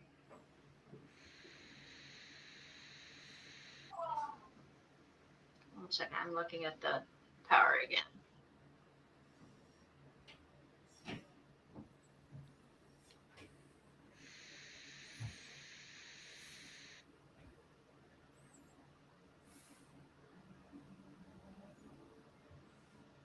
Okay, it is an opposed, so you know what? I'm gonna do one more Benny. Okay. There we go. That's more like it. Nice. Because that gives us a couple of raises. It gives us a raise there. Well, if you want to spend a few more power points, you can use your savant ability. At an 11, you could pay 2 power points to get a +1 after the fact to make it 12. Actually, I guess it doesn't matter, right? Getting a second raise doesn't really do anything on a spell, so it's not worth it. So just getting success on a raise is good enough. Yeah. Because they have to make a bigger roll or be stunned. Right. At -2, since I have the one raise, but there's nothing for a second raise. All right. So let's see. And Marcella just kind of throws her hands out like this, and it's like waves come out from her hands. And they're not really, they are visible but not visible, if that makes sense. like a heat wave. Right. Yeah, that's cool. Like, yeah, kind of like the desert vision kind of heat thing. Yes, like you Okay. see out coming off of asphalt in the middle of summer. Nice. All right. So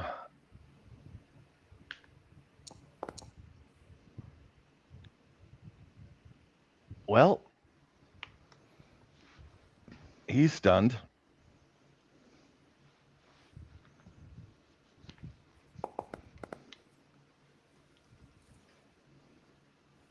He's not stunned.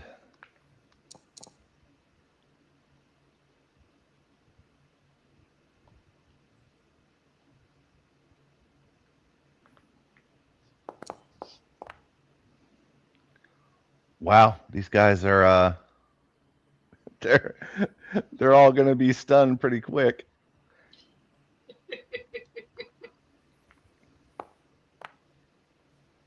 Oh, that guy made it.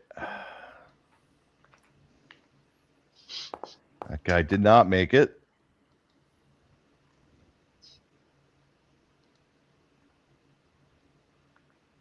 And I can't help it. As I step back to make room for somebody else to move in, I comment, and I didn't have to destroy the room. Kind of flexing a little there. Just a touch. And I managed to not trip as I step back to the steps. We will. I'm saying, darling, you haven't seen these curtains yet. You'll change your mind when you see them. So you managed to stun half the room on that one. So if there's a few that actually were able to roll above a 4, but actually nope, that one should be stunned. It's the whole front group.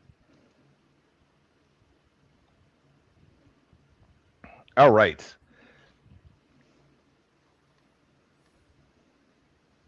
Mikhail. I do not know how to play this game without doing multi-actions. So I'm going to multi-action. Okay. So I'm going to use the protection power on my friends. Okay. And so I'm going to do the additional recipients. So that's going to be four PowerPoints. And then I'm going to step towards the other room and cast Entangle. We got one room, people are getting knocked down. We got somebody handling the other room, and then I'll get the other room sort of taken care of.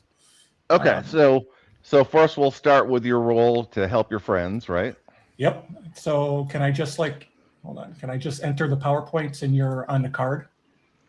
Yeah, if you put the card into the chat, and you can just use the card.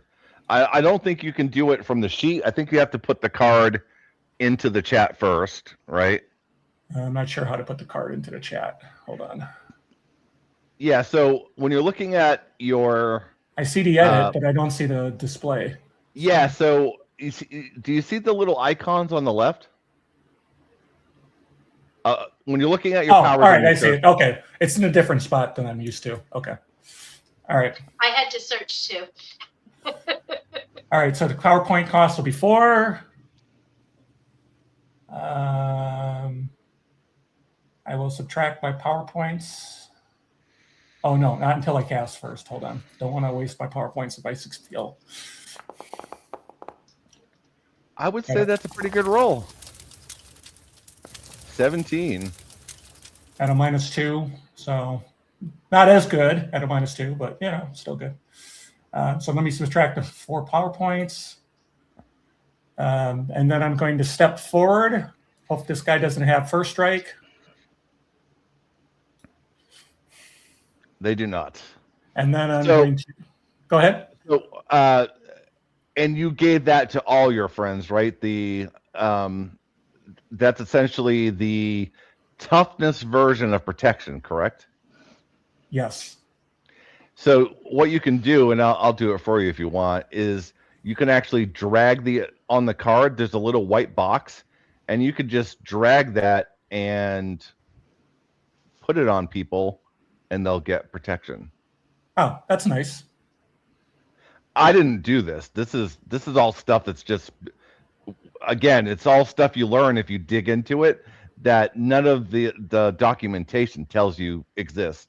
We usually use it. We usually use it from like the macro bar. We like do effects and stuff, but that's yeah. cool. They actually added a lot to these chat cards, so that's why I started using them. Is because I realized how much they added to it, and that it's hidden in the chat card. Very cool. All right, so they all have protection now. So you're gonna move to attack the first Grimling coming out of guest bedroom 1. So I'm going to entangle. Okay.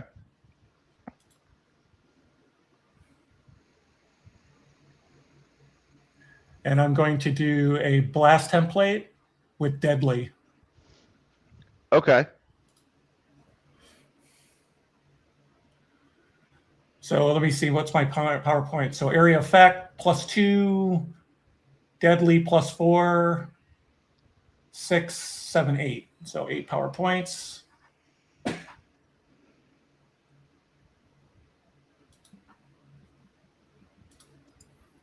May approves of this excessive use of force.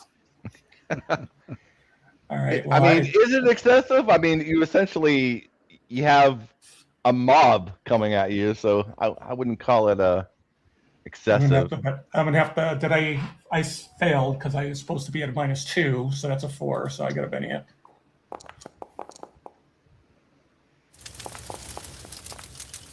Nice. Double explosion. That's hot. All right. So that's a deadly with a raise. So do I? It's damage at the end of the turn, if I remember right. At the end of their turn, so they don't get the damage yet. It's at the end of their turn. Okay. But they still are going to have to make a strength roll, right, for the entangle? Well, since they're bound and entangled because I got a raise, I believe they're bound and entangled if I get a raise. Yeah, you get both effects. That's correct. So they'll have to get out of the bound condition or in the entangled condition in order to be able to do anything. So yeah. And they are wee little weak creatures, so that's probably not going to happen. May is like begrudgingly respectful of Mikhail now. She's impressed. There's like a rivalry going on in her own little mind now about show of power.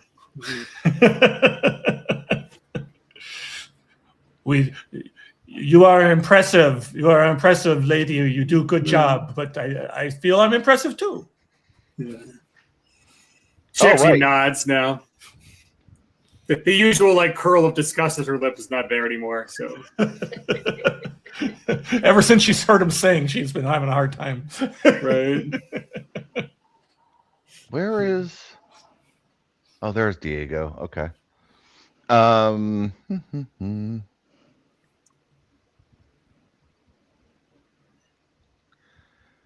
And that's it for you, right? Was the entangle was the last bit of your turn, correct?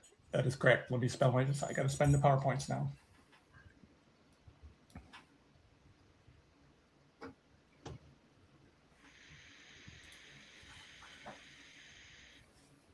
All right.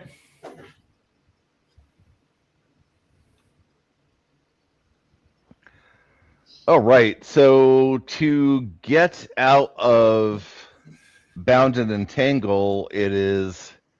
I don't usually have them get hit at the same time. So one of them is they're going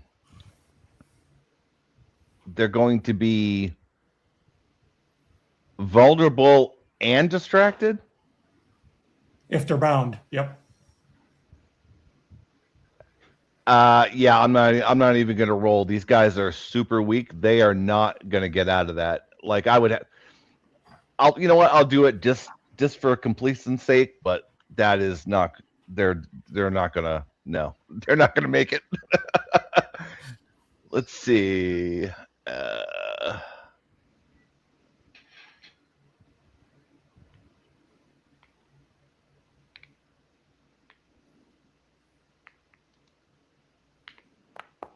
No.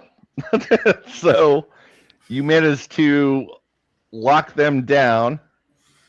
All right, awesome. So then at the end, once they try to, on their turn, try to get themselves out, then they'll take the damage. When they just, at the end of their turn after they tried to get themselves free.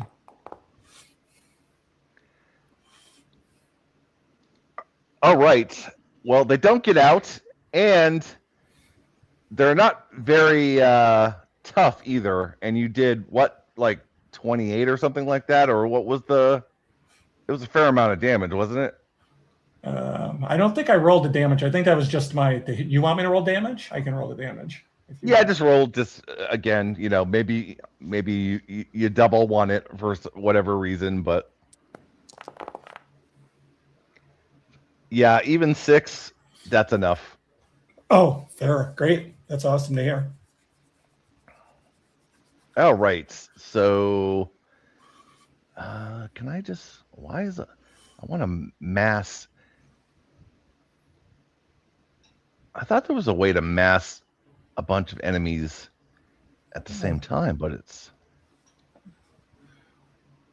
yeah. Because I'm highlighting them and it's doing one at a time.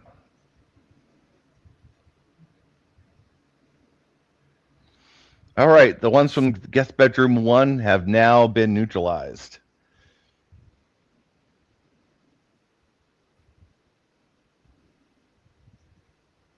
Why are these silly things in the house? We have important places to go. People. Why are they here? Let's see. I was just going to want to go through the entire... Oh, wants to go through the other list. Okay, so...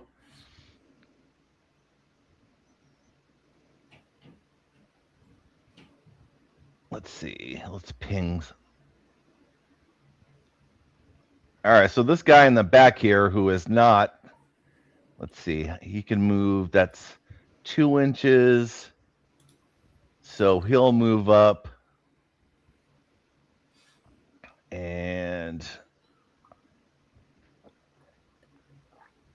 he'll take revenge for killing his friend or friends. Bite and claw. Fighting roll. A 5. What is your parry? It is 5. All right, so that hits. And I don't have my toughness increased, so I don't think I applied it to myself yet. Oh, you didn't apply it to yourself? Okay. Well, that means it would have failed, correct? Then, because if you're at 5 currently. Well, no, but parry. It still hit my parry. Oh, right. Parry, and yeah, then toughness is for the damage, right? Okay. Yep.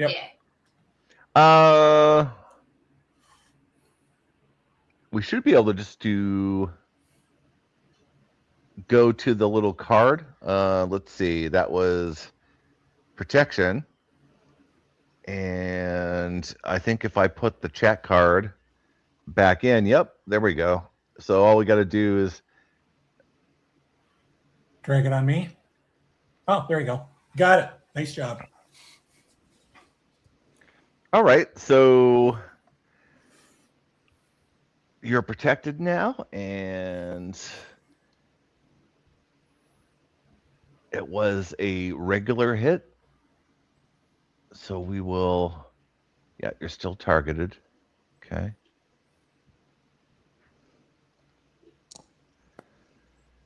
Nine. Oh, well, it gets my toughness, so I'm shaken. I'm shookest. Okay. Now, when we resolve that damage, I believe that you can click on that button and decide if you want to soak since you had bennies.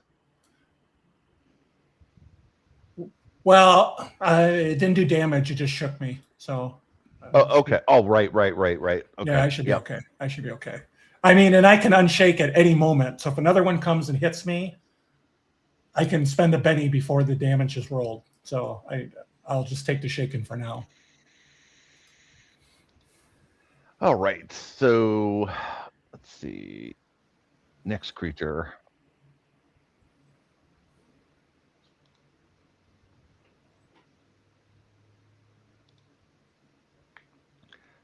Marcella's gonna get clawed.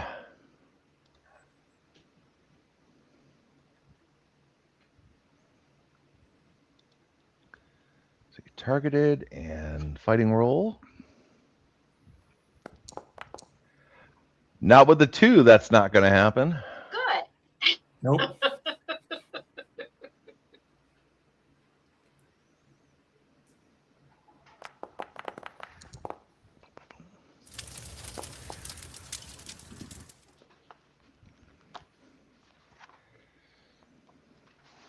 All right, so they managed to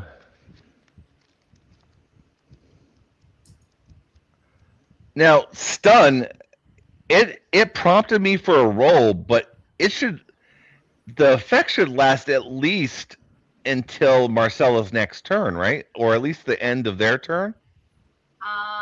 Let me look at it again real Yeah, quick. I'm pretty sure. Otherwise, it would come off too soon. So I don't know why it prompted me.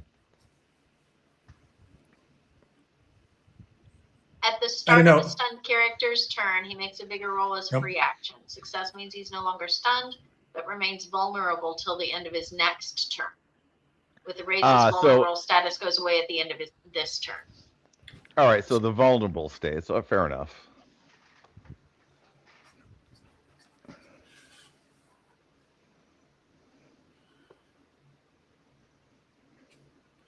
Yeah, stun's not the best control power, but it's okay.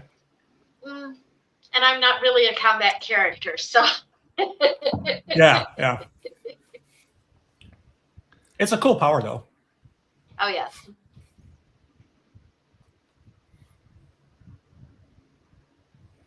And is it a free action to go from prone to standing up, or is that a full action?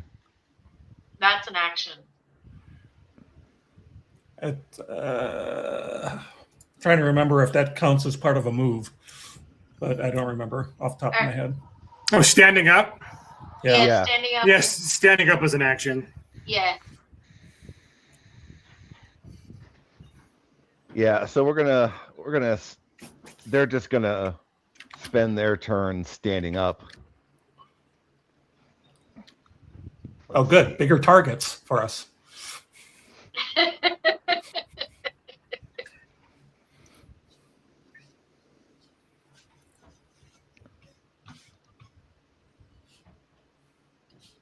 All right, so he gets himself out of prone. Let's see, he can move.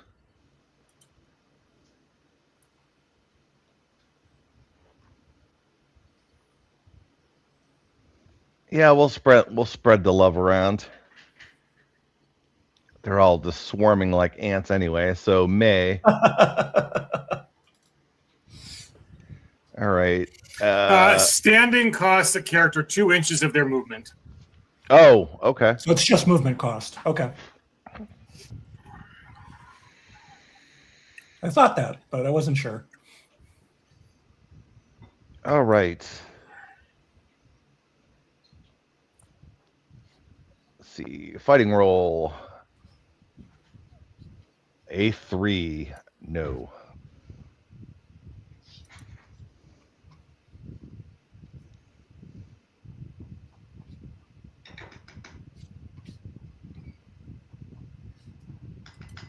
Are there? Oh, there are 2 of them stacked there. That's why. All right.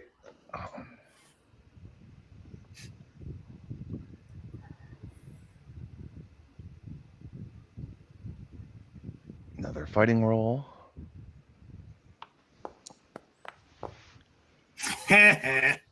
Crit failed. What? Jody would be proud.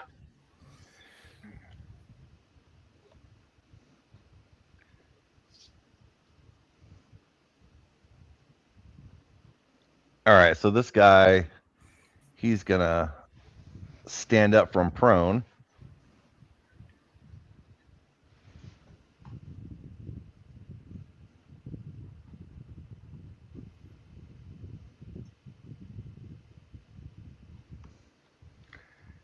And he can still move up to 6.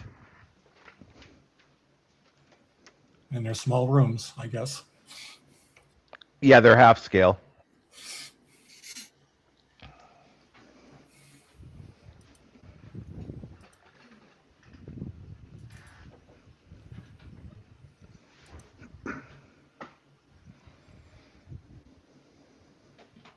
Oh, with distracted? No wonder they're whiffing.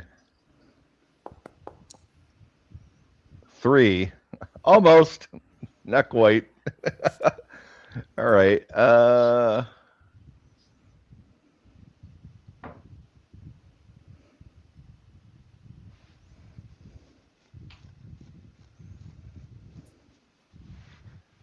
putrid smell is getting to me.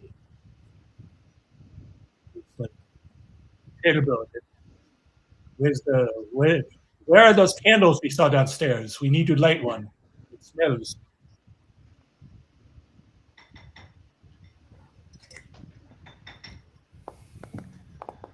Ooh.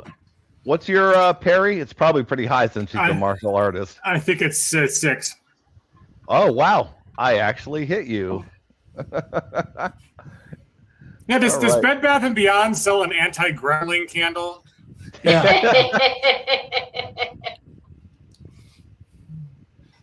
Let's see. All right. So just roll regular damage. 5 against your toughness? 7. Okay. So just bounces off.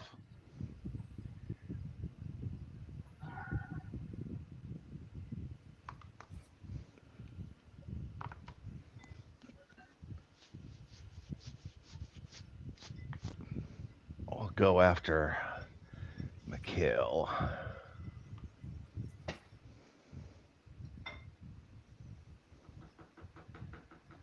Fighting.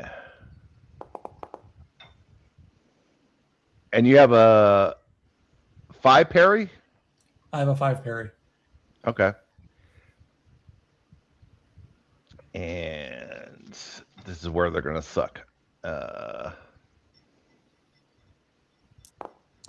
3, no. No, not close.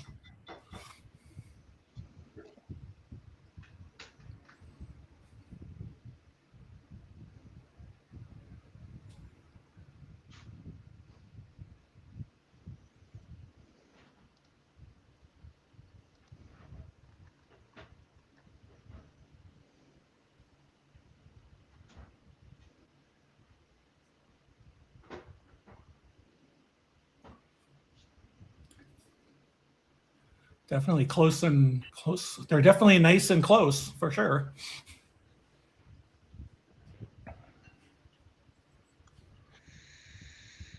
They're feeling very friendly right now.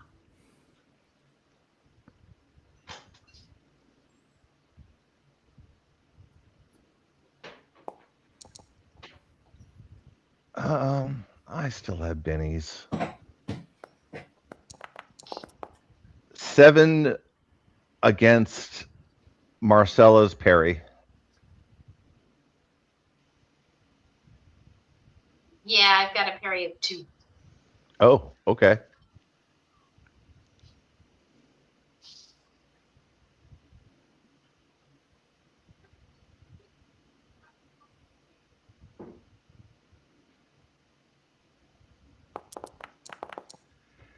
Six against your toughness. I'm stunned. My toughness is 6. Okay, so you're shaken then. Yeah, I'm shaken. I said the wrong word.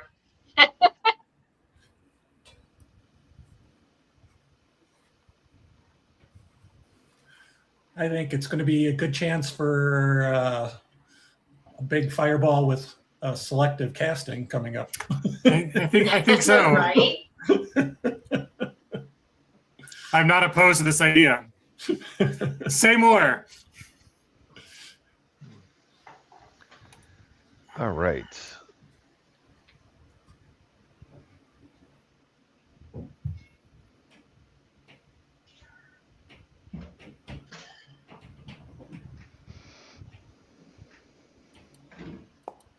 Wow. Not only would they have a hard time normally hitting May, but that's the second or third crit failure on trying to hit her. I mean, it's rude to attack small Asian ladies. Don't they know this?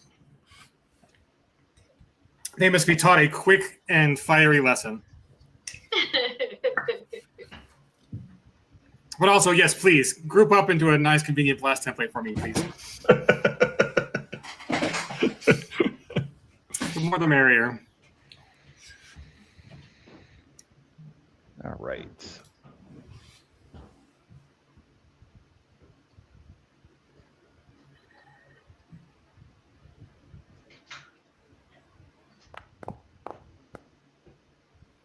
And you said your parry is 2? Well, I actually got a hit. Yep. 4 damage. 6 toughness. Okay.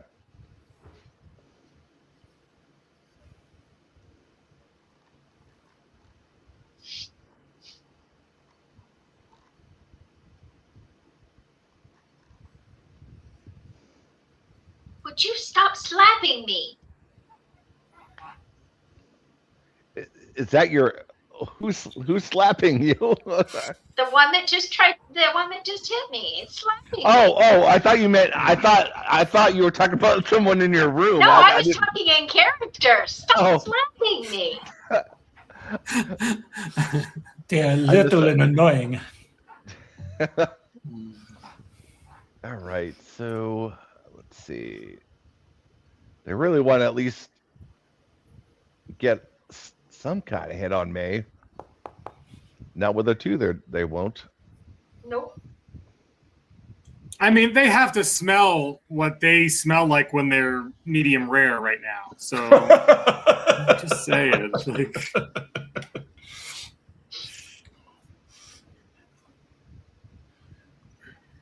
you cook them beautifully. They are perfectly med rare.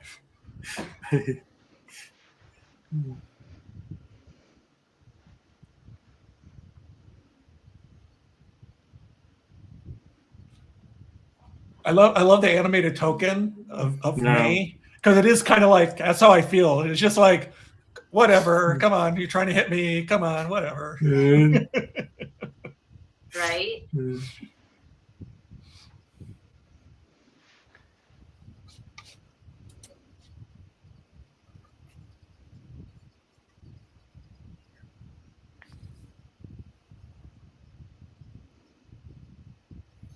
Ah, God, she's really gonna have to replace that hallway carpet after what's gonna come next. She is going to definitely need to get go to the grocery store. Ooh. Oh, wait a minute. The baking soda powder is just not going to work for this. I think I might have prematurely rolled that 14 damage because the 4. No, I didn't. You have a 5 parry, so that is a swing and a miss, and up from prone.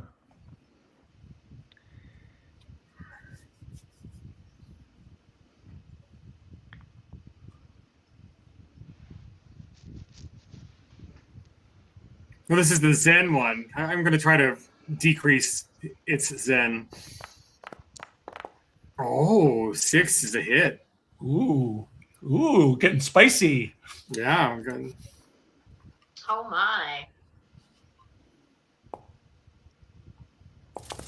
Wow, it rolled 13. Is that enough to even scratch you? That's a wound because I got 7 toughness. So let's go see. Can I get the resolve damage? Spend a penny to soak. I spent the penny. Oh, there we go. Roll.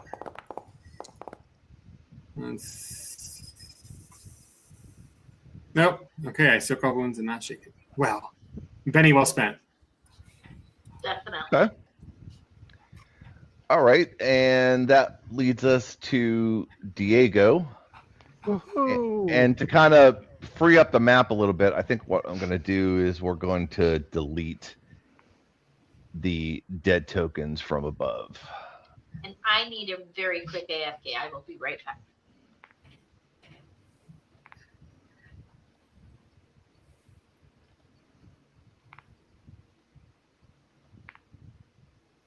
Diego's just been waiting patiently at the bottom of the stairs, watching like fire come out of the guest bedroom. Like, what's the trapping for Mikhail's entanglements? It's like he's like so on the firearms that as he holds his gun, this like blast of just ooze blows out of the pistol into the hallway and across everybody. So it's just like boom, bang, whiff, whiff, whiff, whiff, whiff, whiff, whiff. He's just like waiting for his turn. Whiff, whiff, whiff. Okay, all right, now my turn. Yeah, we're redecorating up here.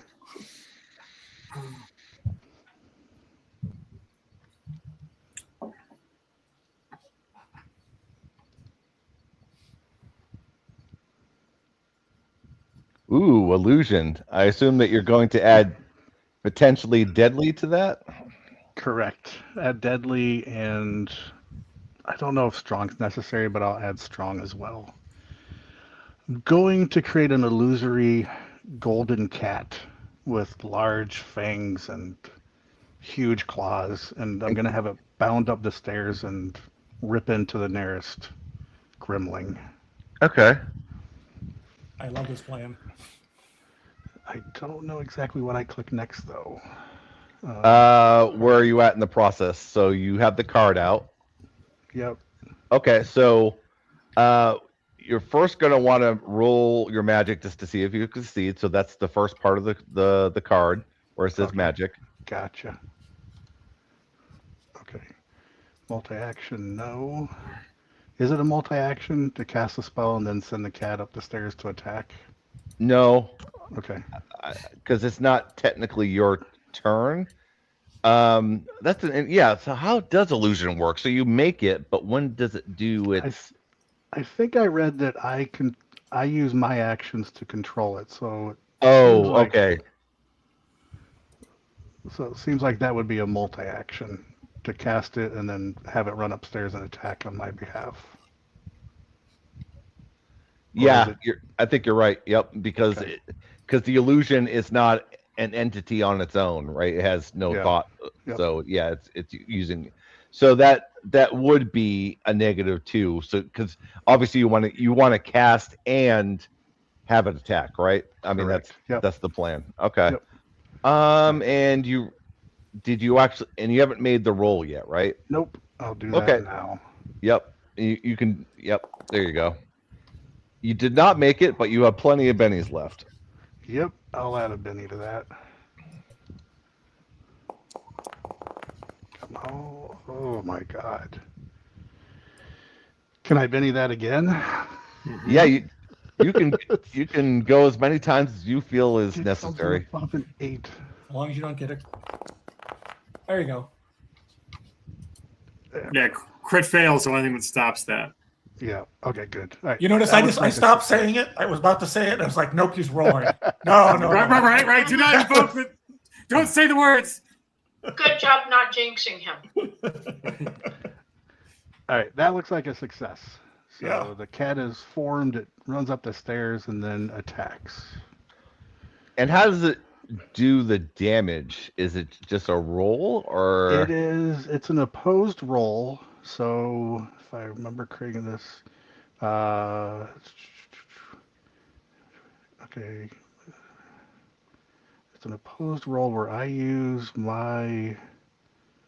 Okay, all right. All right, this is an opposed roll. The caster's arcane skill versus the target's smarts. And it's at -2 because I used the strong ability. Okay, so you have to make essentially, I mean, in your case, that would be magic, right? Yep. So you'll make that roll at -2 for the multi-action penalty. Okay. -2. And I'll roll. Okay, which is a 5. And so it smarts at -2. I believe that these things are not particularly smart. So let's That's see what I was happens.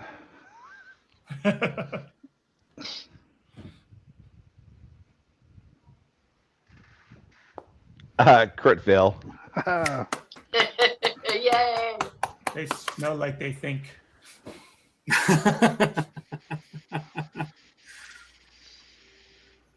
All right, so if the caster wins, the target is shaken. It is not incapacitated. I did not get a raise, so it did not suffer a wound. Okay. And since I only made one attack, that's the end of it. Okay. All I right. shook one. It's in the cat's mouth, and he's just shaking it back and forth. Quite literally shaken. Quite literally shaken.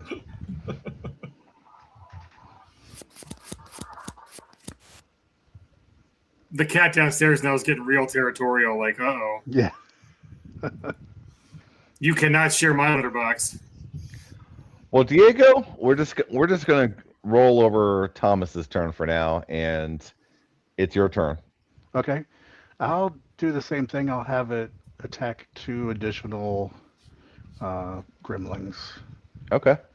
So I will do the illusion spell again. Actually, no, I don't think you have to. I think it lasts 5 rounds, right? So now Okay. it's It's if you just- want to actually attack 2 targets or attack the same target twice on a multi-action, you could do that. That's up to you. Okay, so yeah, so basically it's just now the opposed rolls, my magic versus your smarts. Okay. So I'll give myself a -2 because I'll try to attack 2 gremlins. Okay. And -2 on the first roll. Dear Lord, I should probably not take that -2. That is terrible. All right, so my second attack for the cat.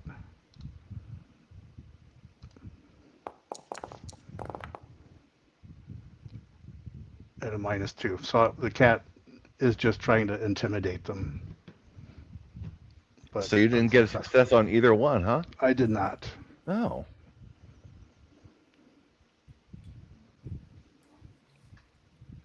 May? Would you be kind enough to take care of this problem? Yeah, so May is really kind of pissed off that she can't show off her like John Woo martial arts skills right now, but she was like, she wanted to be the double threat, you know, the magic and the martial arts, but this is just too much of a good opportunity for a nice, delicious blast template. So let's see, grab another one, and I think if I put it right here, I only have to not do me as far as selective. And so that should get everybody in the hallway and in the room. And then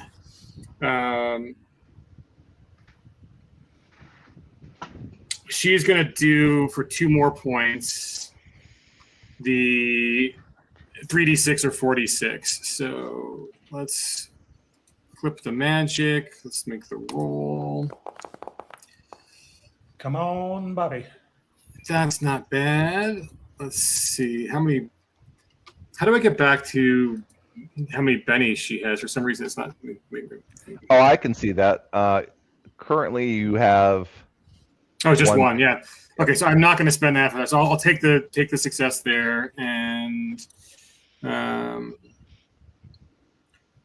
so it should be the 3d6. 3d6, and I don't see that on the. Oh, there it is. Damage 3d6. Awesome. Boom. And let's roll. Nice. I'll take that. That sounds good. All right, so let me just remove them because, yeah, their toughness is much lower than that. Okay. And that was 5. Okay.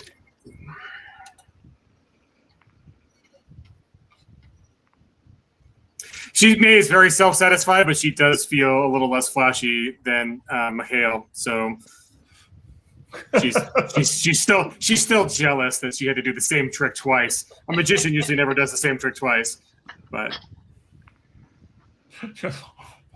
I have more skills than just that one skill. right. Now the wall would have blocked these 4 little guys. Oh yeah, they're not in that thing. Yeah. And we'll remove that blast template, and we don't need the stun one anymore, so that will take that out. And Marcella, you are next.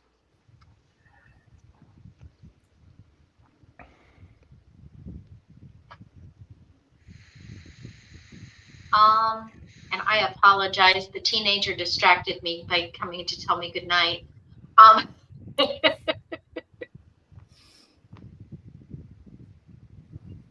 You know what? I'm gonna do easy this time.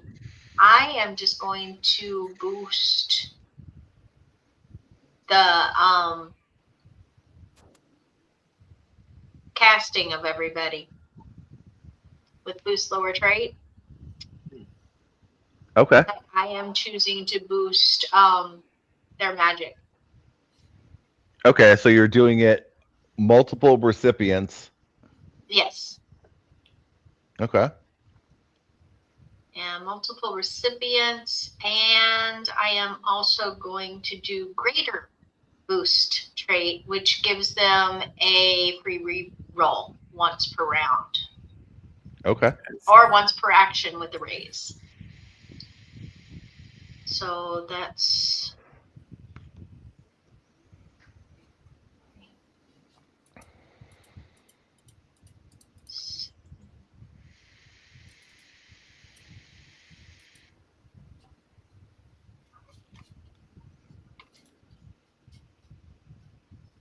that's 9 power points it's going to cost me. Just do. There it is.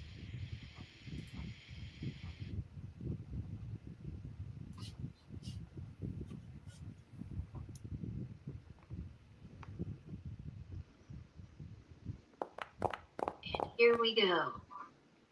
Nope, that doesn't stand. That's got to be Benny. All right. You got Much better. success with a raise. That is a raise. So with a raise, the greater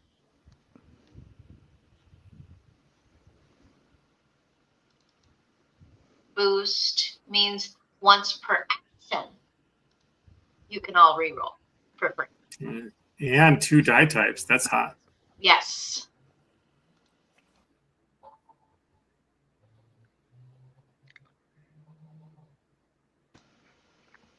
So, and to do that, you're on the card. Yeah, I just found it, and that was with a raise, and that is Yeah, because the macro was attached to the spell. boost. And then do I have to? I target everybody else to do that, right? Yep. I think when using the macro, I think you can do multiple selections. Let me see. Let me see. 1 second here. Is it Alt or is it? It's Alt to select everybody. Looks like. No, it's not. It's highlighting everybody. It's not. 1 second. Is that Shift to do it there? Yeah, Shift. There we go. Now we apply effect. Magic with a raise and boost. Ding! And she just kind of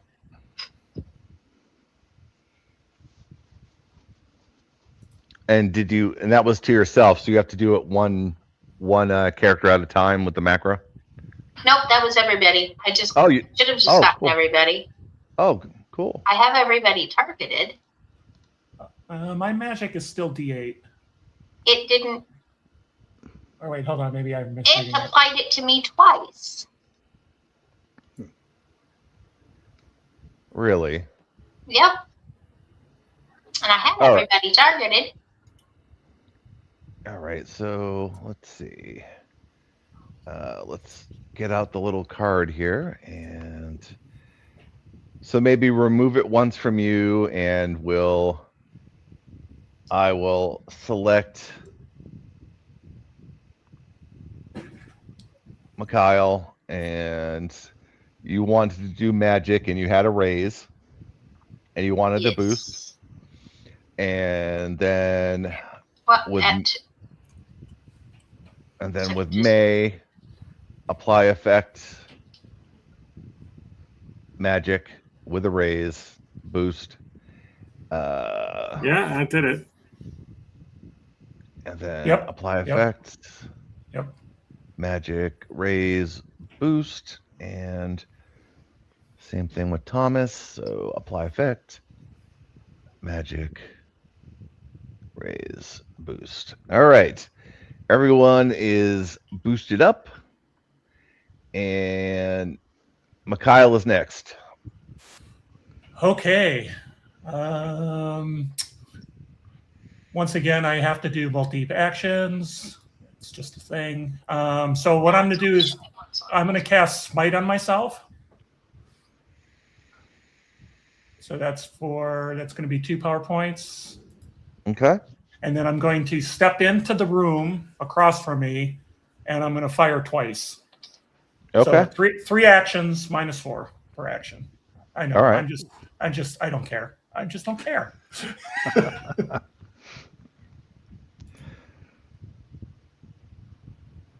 I think that's great, man, because it shows people what you can do in a turn if you really, work your roles. Nice. Double explosions, where it's at. All right, so let's track my power points. I am now at +4 damage. I step forward. Fire twice now. What are these guys? This guy with the green, is he vulnerable or anything like that? I believe he is prone and stunned still. He did not unstun last time. Okay. All right, so I'll target him, and then I will go to my gun.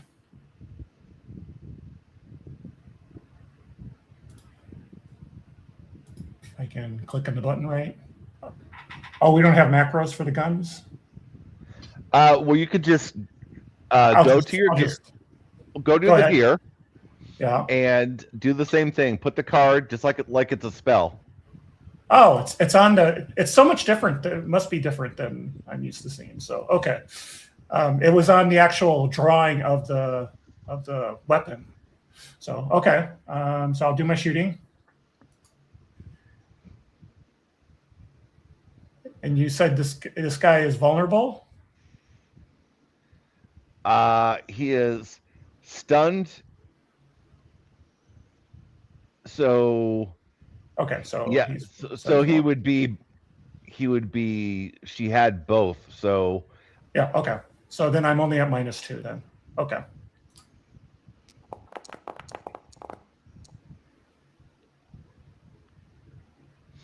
So I hit him. Not a raise. 9 points of damage plus another 5, I guess. 17. And you were targeting the one right in front of you? Yeah, one right in front of me. Okay. Yeah, he's now a pink mist. And then I will fire at the guy behind him. So in a straight line? Okay. Yeah. Shooting. So this guy is at -4. Oh my God.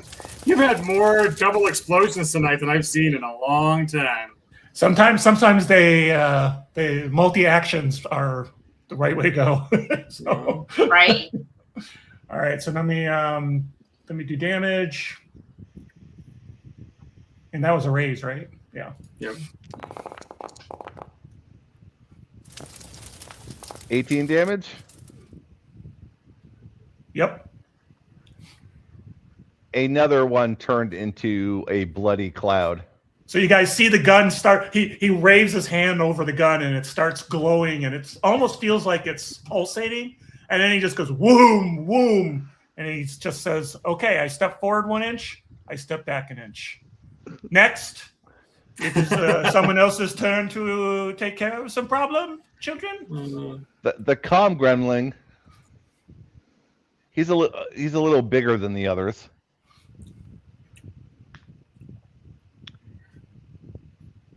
And they like to attack opponents that they think they can win against. And they know that while Marcella's amazing at magic, she hasn't really been too great on the hand-to-hand. So they're going to try their shot. Roll poorly. I got a 6 against your parry. Of course you did. That's fine. And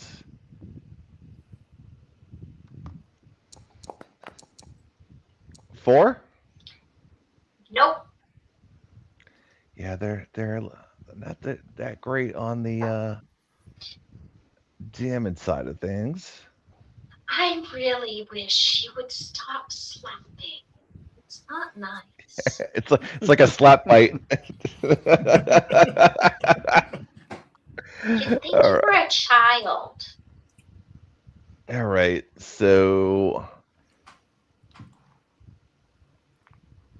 all right, going for May, but probably not going to hit.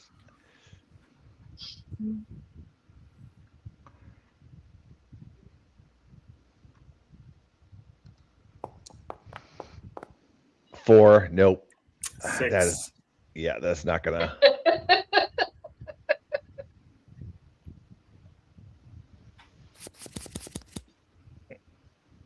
We'll skip Thomas for now. Mikhail. I'm up again, huh? Yep. Okay, my smite is still up and going until I run out of the ammo in the clip. So or the magazine. So I will shoot again. I will do a multi-action, fire twice at the folks right in front of me for shooting. -2.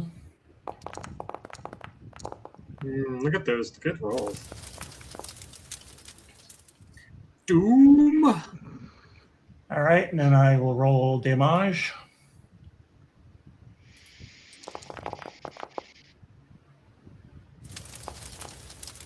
Nice. Oh, look at this. It feels like such a waste, doesn't it? But it's so pretty watching little dice explosions. It really like- is. 37. 37 on a creature that you can step on and kill.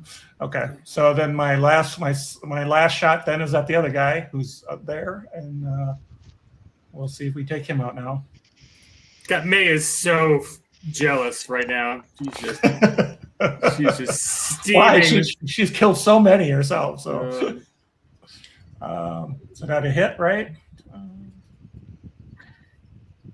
That was not a raise, though, right? No, I don't think that was a raise. Oh, see, only 6. And they have a toughness of 2, so this one doesn't become mist. It dies a normal death instead of being sprayed against the walls. I don't understand why they think they are so tough. Who says these people are tough? They're not tough at all. May steps out in the hallway and looks at Diego. at the bottom of the stairs. Like, care to join us? And Diego starts pushing past everybody, and he runs up the stairs and then goes around to the bathroom. He's like, "Yeah," he's like, "that hamburger. I don't think it was as fresh as I thought it was."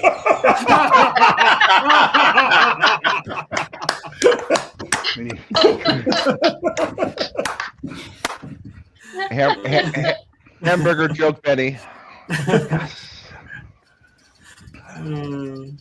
Do you remember when we Diego remembers when we were at the World Cup?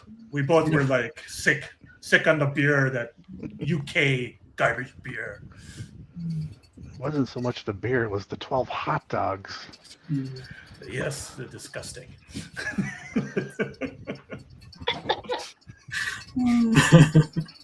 Well, the gremlins seem to have decided, if there was any more, they've decided to stay wherever they were.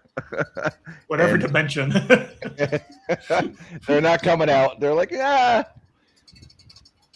Fred and the other guys got killed. Maybe we'll stay home tonight.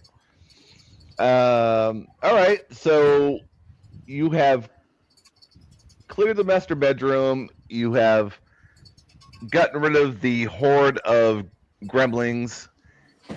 There is the attic stairs, the hallway closet, the bathroom, the guest bedroom, and the office. Don't come in the bathroom. I think it's haunted. Yeah, these sounds coming from in here. They're from another dimension. They're not from me. I think we should check out the office. That seems like a place that somebody might have been working on a book or doing something. Maybe. Yeah, that's smart. Okay. All right, office.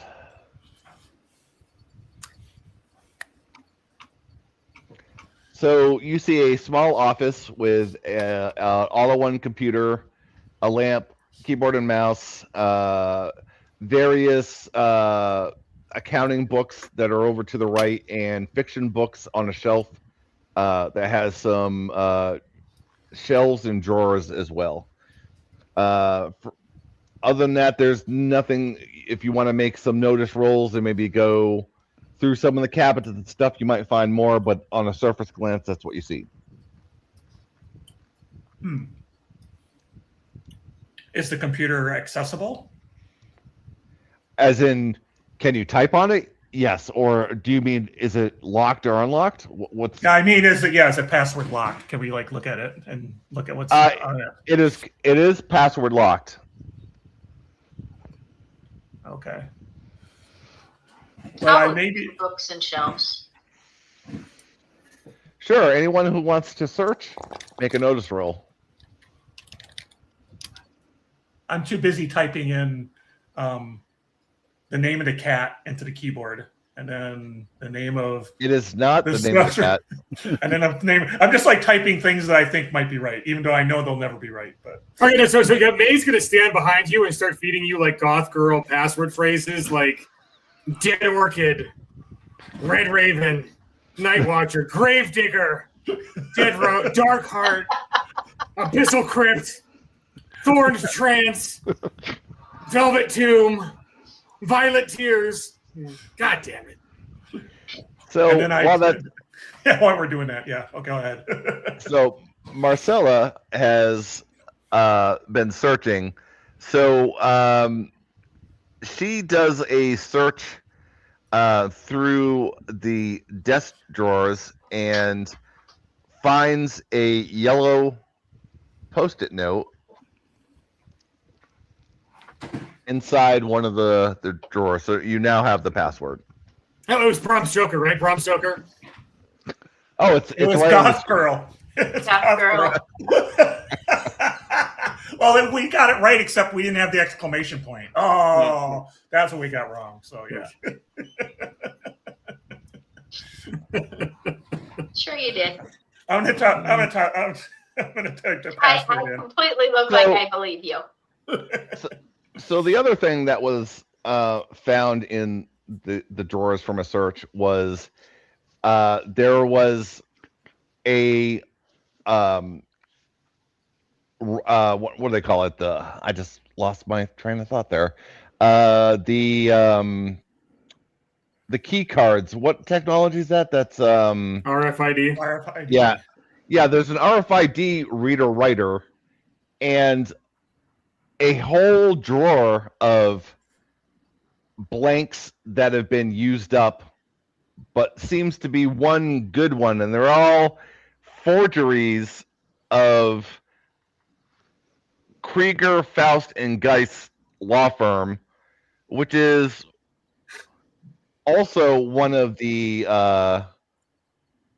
three folks, the senior partners, were also probably the ones that voted against you when you got punished.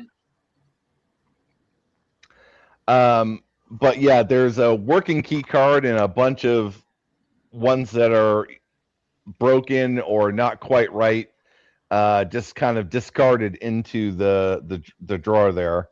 And I assume Mikhail is just going through what she has open on the computer currently. Yep. Whatever's easy, that looks obvious. Yep. Yeah. So she had the writer software up, along with, she seemed to be cyber stalking the three senior partners from this law firm, and with an access key card.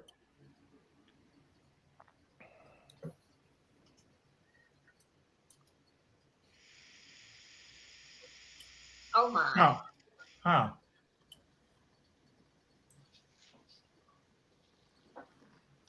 Sharp dressers. So yeah, I'll let you guys decide if you've had past dealings with this crew before, but they're pretty cutthroat. So why would she be? So she's got some dirt on them that she was trying to. Or she's kind of wondering why they're trying to subvert us from succeeding too. You know. Yeah, something like that. Yep. Yeah. Interesting. So if you spend a little more time just with the noticeable stuff, the name that's on the key card was someone that she was stalking on social media as well, probably trying to figure out how to get the key card in the first place. Interesting. Okay. So she wanted to get in. Okay. Does it look like that? Well, I can't tell, but does it look like the card was ever used? You can't tell if it was used, but you can use the testing app on the reader, right, to see if it goes green or red. Well, we should do that. Let's see if it goes green. Go green. It does go green. So it would let her get into the law offices, basically. Yes. She finally was able to make a proper copy, unlike the other blanks that she wasted. Interesting.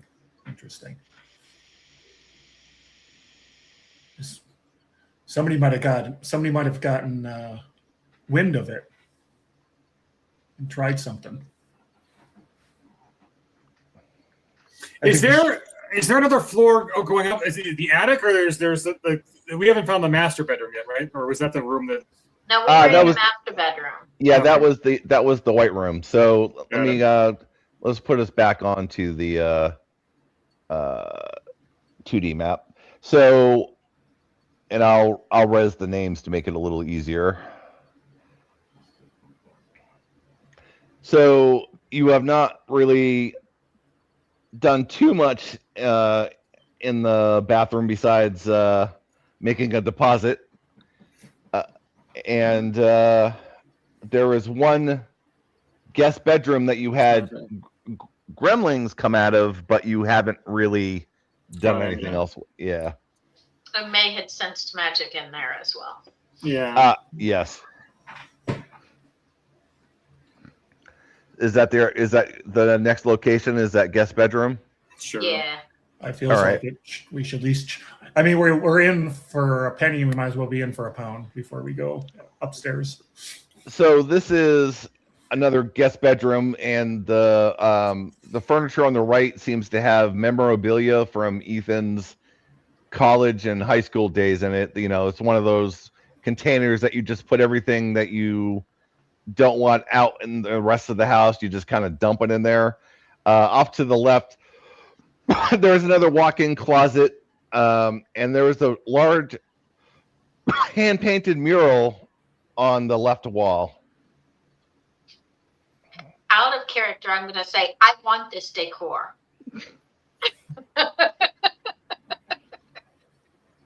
It's cool. It's cool. All right, but do we see anything like a book or any of that crazy stuff that we've been seeing kind of out, like obviously placed, not obviously, but just like placed kind of where it's like, oh, look at that. Anything like that in here? Or Nope. No, there is nothing. There is nothing that really stands out. So if you want to search and see if there's anything else, you can. Yes, I would like to search. Didn't one of her songs mention something about a moon and a stained glass window? It might just be completely unrelated, but there's a stained glass image and the moon in the same room, so it's interesting.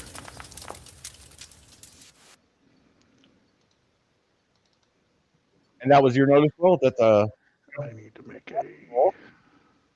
I'm also searching.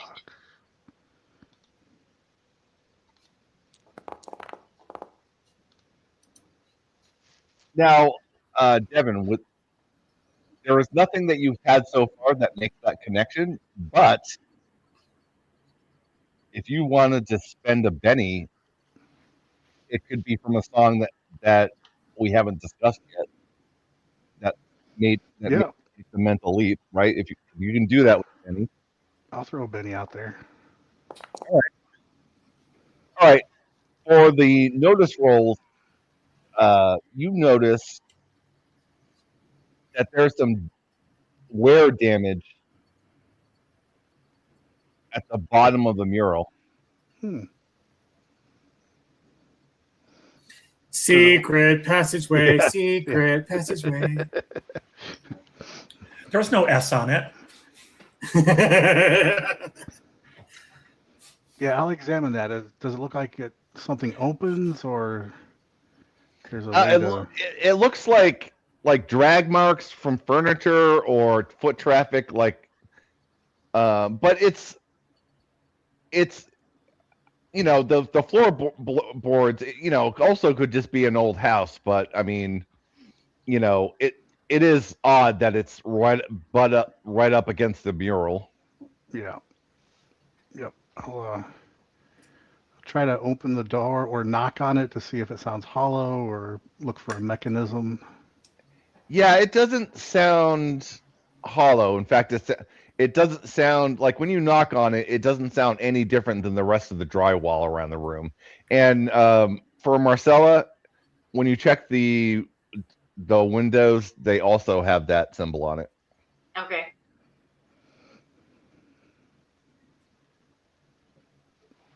She definitely hoarded the whole house to keep something in.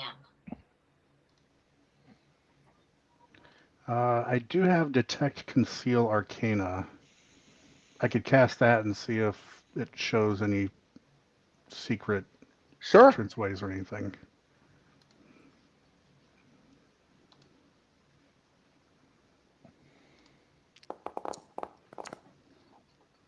Boom. Nice roll. Successful roll. With a raise. All right. So you cast, and what does your Detect Arcana look like? So Maze is kind of subtle. What's yours like? I pulled my sunglasses down. I kind of just lean my head back, open up my arms, and then just go boom. Like, yep. And see if something happens. All right. Let's see. So you were able to reveal that there was a message hidden on the mural. But the orchestra still plays on and on and on. Do you say that out loud? I do.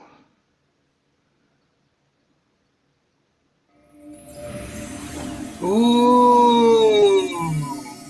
It's a yield sign. We've gone too far. Nope. Oh, That is supposed to be. It was supposed to be a black circle, but it looks like the image is broken. So just ignore the okay. portal.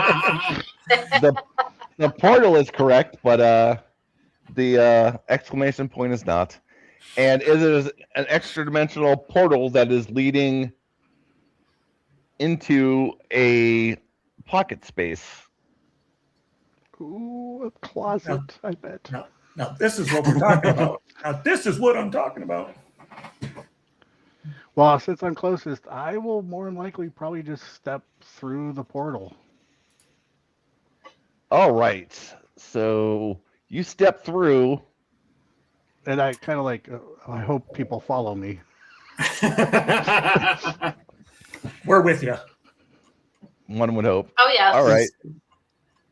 All right. So let's go ahead and put some tokens. So Diego was first. And who is next? Anybody second? Marcella I'll will follow. be next because she's curious. Yeah, Yep, go ahead. that's- I'll follow them.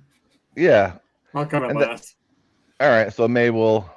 Well, I guess minus the person throwing up in the bathroom. Right. Diego's done, right? Yeah, Diego's good. Let's see. Who did I miss? I got. Let's see, Thomas is out. Oh, did I not? No, I put Diego out. Who's? No, yeah, Diego's in first. Yeah, there we go. All right, so there is a lot going on in this room. So she is what seems to have carved out of the walls seem like they're made out of one solid piece of strange rock. There's no seams.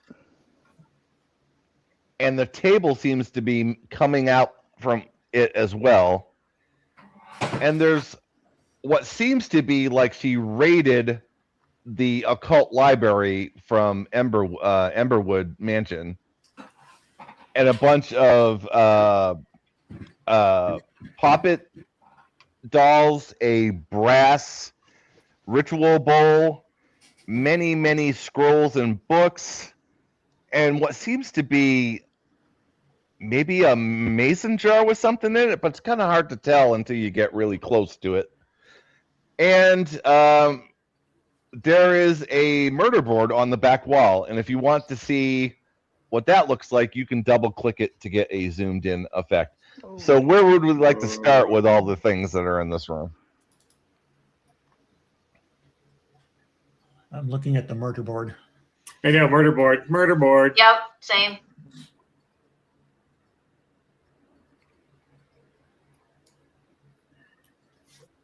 Oh my god, QR code. Can I actually scan the QR code, see if it's real?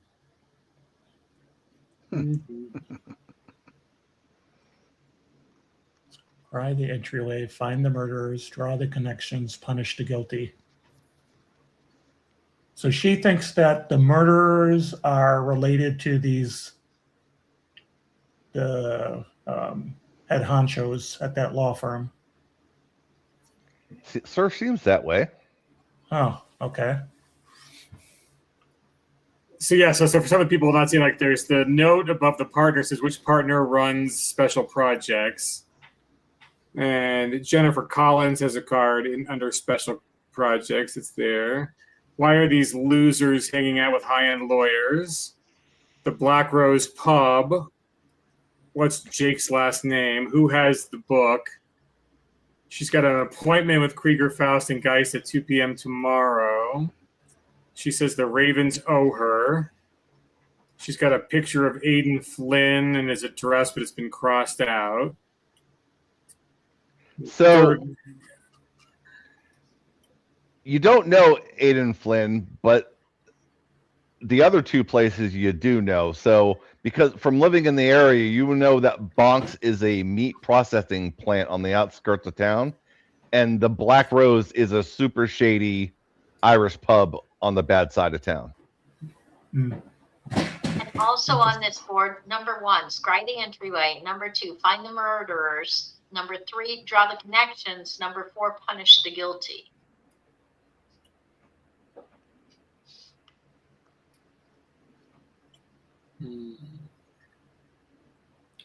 So she definitely was on to something, and they probably figured it out. I'm guessing.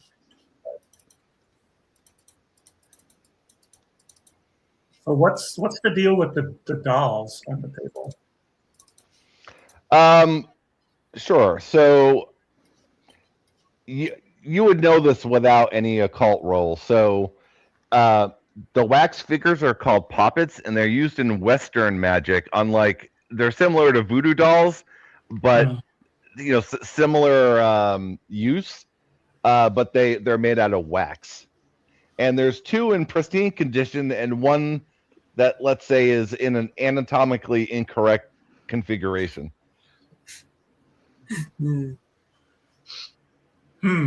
Okay. And there's 3 of them, and there's 3 of the big bosses that she doesn't like. So I don't know. Seems like that might be a theme. Yeah, May will walk over and pick up the glowing jar. So you get close to it, and to your horror, she trapped a fire elemental in a vacuum sealed mason jar for freshness. Awesome. Well, you would know that the reason she did that is because if it gets oxygen, it's going to be about 2 stories high and a lot bigger.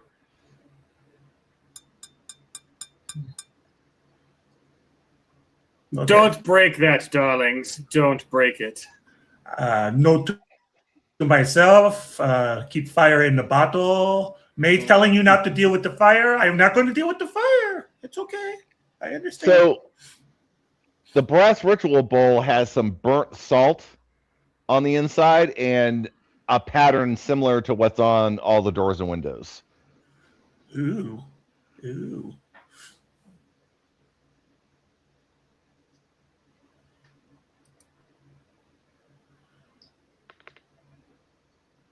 There's also a key on the table, and not only are there books on top of the table, but outside the view, right in front of the murder board, there is a fair amount of other books. And let's go over the things that you've found here. So while you're not 100% because you're not a musician, you are pretty sure that is a cursed piece of music.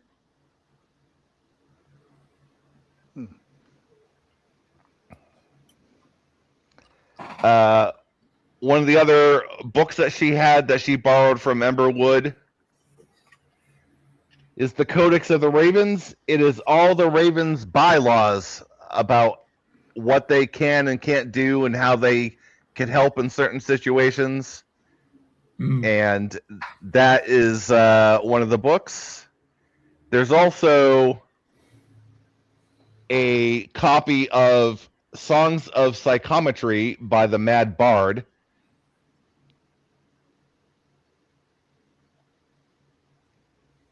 And a copy of the Lesser Key of Solomon, but with the actual missing chapters that aren't in the Hallmark bookstore version of the book. Okay. Oh my. And there's also a book called Nazima's Guide to the Fire Plains. And what seems to be an intricate key that has spinning mechanisms on it. Okay. Well, we definitely want to grab the key.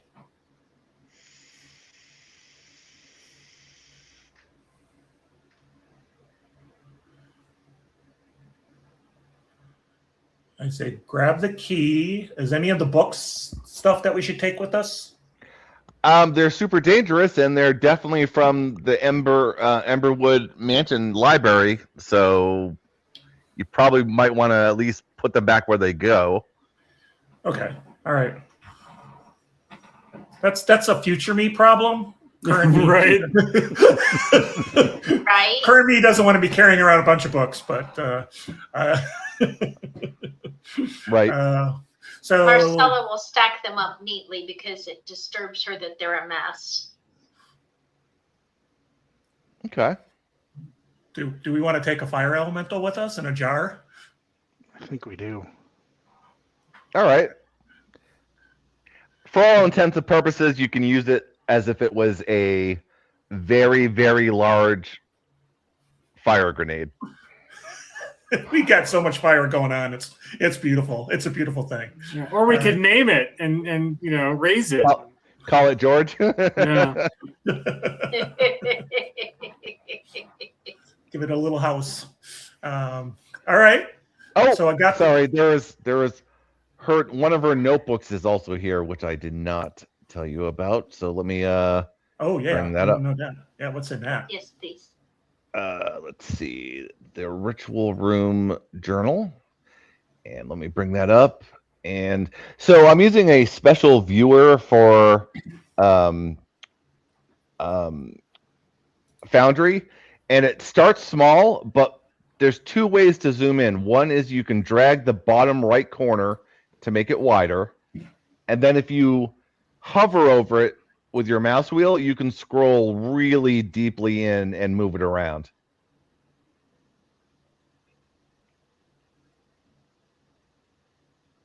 Everybody good on how to operate it? No. Oh, did I not? We'll I didn't figure it out. open it yet. But we don't see the book. Did it show you? I just No, did show all players.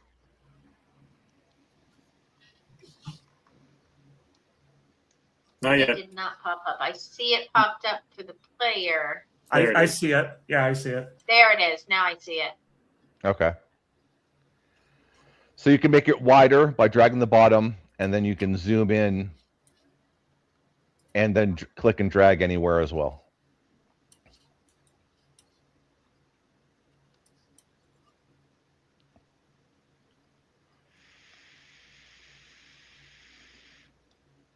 April 3rd. It's been 4 days since Magnus and the team went missing. I can only assume they are dead. The event is over, but surely they would have come home by now if they could have. I'm still no closer to knowing what this damn book is. Everyone I could talk to about the book is gone. I'm on my own with this problem, and a magical book that chimes like a clock is most likely not heralding an age of cookies and kittens for everyone. April 5th.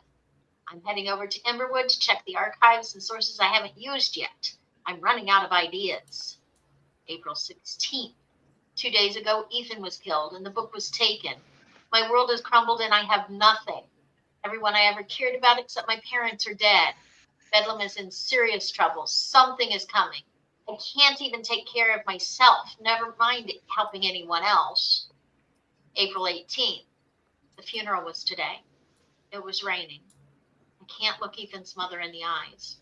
She's handled everything that needed to be done. The guilt is overwhelming. Would she still love me if she knew I got her son killed? April 19th. The police returned Ethan's things to me. They have no leads. I have to do something, all in caps. I cannot let Ethan's murderers escape. I know what I need to do. Emberwood's library should have everything I need to find them and make them pay. April 21st. I scried the entryway and I saw what they did. They could have saved him. They didn't. Now no one is going to save them from me. April 22nd. I'm stuck. I've exhausted everything I know to track them down. It's time to think the unthinkable into the unforgivable. April 23rd. I summoned Sokul last night, and he almost escaped twice. I've made more progress in 1 hour than the rest of my efforts combined. Not sure how I'm going to get rid of him later. I'll have to deal with this one problem at a time. The spirits are whispering that those things aren't the only ones involved. April 26th. I was able to summon a fire elemental today. The worded container is just strong enough to keep the little effort on this plane, but not let it grow to a 2-story flaming inferno. and I figure out which senior partner is behind Ethan's death, they are going to wish I had just killed them. Death is too good for them. I'm going to drag their sorry ass to the Court of Ravens to call in my favor. They will take Ethan's place in the afterlife, and I'm going to make sure they spend it in a hell dimension, getting skull effed by pit beams with barbed wire, you know what, keeping it PG-13. Yeah, I'm sorry. I forgot that was in there. That's okay. I edit things. So April 29th, I found one of those peppers. We are going to have a little chat in the next few minutes, and he will tell me everything I want to know. April 30th. Just have a few things to wrap up with the other thing, thugs, before my big appointment tomorrow at the local office of Krieger, Faust, and Geist. I can't wait to see the look on Fiona Faust's face when I burn special projects down to nothing but ashes and drag her screaming before the Court of Ravens. Maple, that was awesome. Yeah. Mm-hmm. Nice. I mean, you can't read something like that without putting the emotion into it. Yeah. No. Oh gosh, my eyes are watering now. Whew. And after reading that, Marcella's eyes are watering too.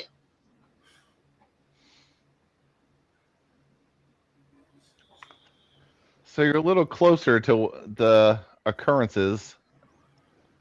So this thing running around the house is probably this Zogul. Yep. And one of these partners was behind. I don't know why they were behind the murder. Maybe I missed it in the reading, but one of the partners is the reason. It had to do with the book that she Had to was do with the book. investigating from the event. Sometimes Mikhail, he misses some things. He's not always catching all. So.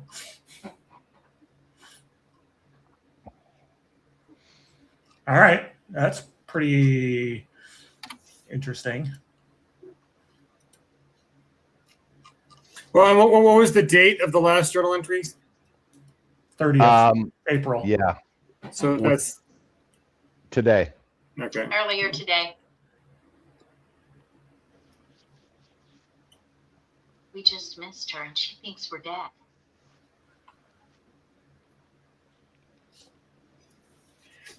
Do we want to check the basement before we go and help her? Yep, we need to check the attic too. That's true. There's Yeah. the attic and the basement. I think we need to go check them out quick. Yeah. Marcella takes the key. Okay.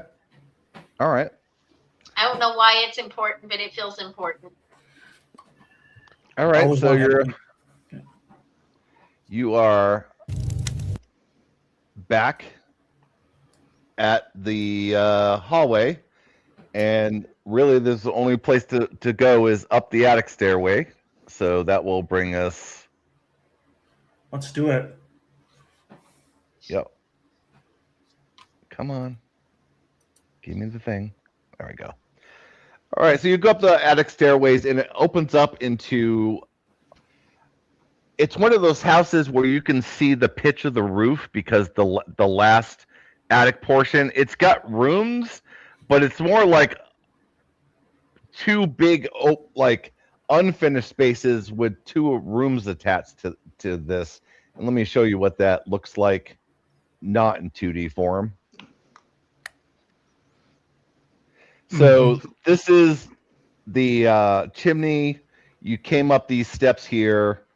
There are her air conditioning units for the summertime stuffed in the closet, and then behind you is another open storage space with like a Christmas tree and all the other stuff that you don't want in your house for most of the year.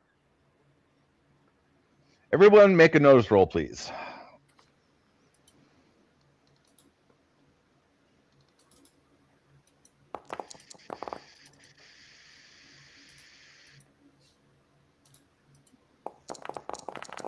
Okay, 11. So six with a rate.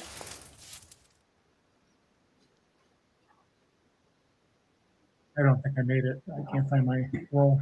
But I don't think I made it. Oh, I got a 5. Okay.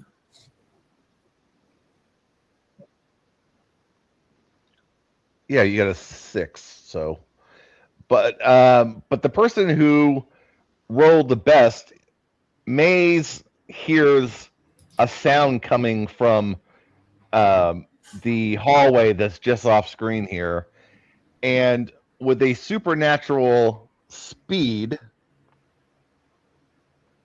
there is a doll that comes running and hovers in the air without regard to personal space right in front of me. Hi, my name is Dolly. What is your name? Oh, that's Yeah. so creepy. Kill it with fire. Kill it with fire. May's gonna punch that stuff in the face. So just ask your name. I mean, you could do it. It's not a problem. But that's how. If that's how you're going to handle it. Well, She's like, "Hi, my name is Dolly." Boom. I mean, Dolly has teeth.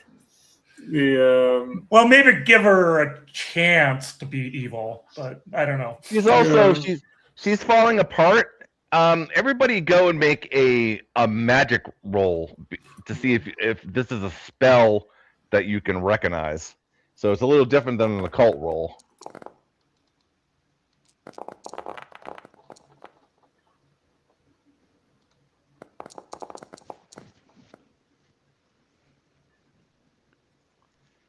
For those of you that made the roll,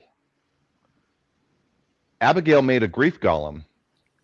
And normally they're only supposed to last about 5 days between the death and the funeral. But this one seems to be holding on a little longer than that. And she seemed to have made it out of one of her old toys. Hence why it's kind of slurring its word and it's kind of coming apart at the stuffing. Would it know how to find Abigail? Where she went? If she's actually gone to do this thing that she was going to do? She said she hasn't seen Abigail since earlier today when she was in the practice room. And the practice room's in the basement, correct? Oh, no, it's right around the corner here. Oh, okay. I was worried I was in the basement. Yeah, why don't you show us the practice room then?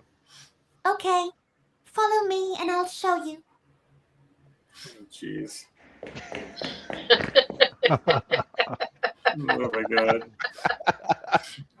You know, the dolls creep more people out than anything else I've done. And that would, like, I mean, I guess I wanted to be creepy, but like the revulsion for the doll, even more than the bat creatures. I'm like, it's just, I thought the bat creatures and the hordes would have done it, but no, it's the doll. It's that burnt button eye. Right. Okay. So you go around the corner and you are in the practice nook. And she is holding one of Abigail's favorite toys, and you recognize it, and it's a kaleidoscope that Abigail has shown you before. That essentially is like a permanent detect arcana spell, right? So if you look through it, you can see things that normally you can't see, and it kind of looks like that when you see it. So she's just, so there's a chair in here and Abigail's guitar. That coffee seems, it's not warm anymore, but it's also not moldy, so it's probably from today.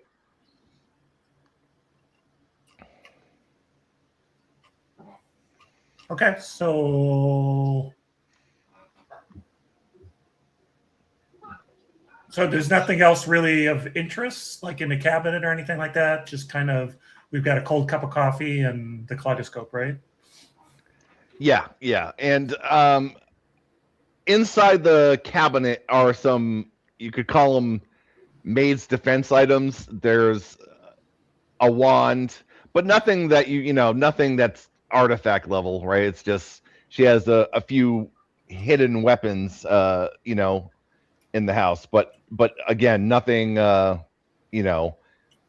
compared to your spells, they're probably not that wonderful. Okay. So I dip my finger in the coffee and go, French vanilla. Yeah, she's been here before. We'll give you a coffee joke, Benny. There you go. So the poor grief golem Dolly is kind of look like she's really running on low batteries, but she goes, look, there's more stuff in the other room. So she takes you over to the final guest bedroom, the least used room in the whole house, because this is the guest bedroom that you have to dust because it looks like a shrine because it gets used so little. So there's some plastic flowers because no one will remember to water flowers on the attic guest bedroom. And this has, the sheets that no one really wants to use on their actual bed and all the extra pillows, and it's the storage room essentially. But on the side, the edge of the bed, there are 3 items: a set of black twisty ties, a roll of duct tape, brand duct tape, and a Magic 8-ball keychain. Do we recognize the keychain? You do not.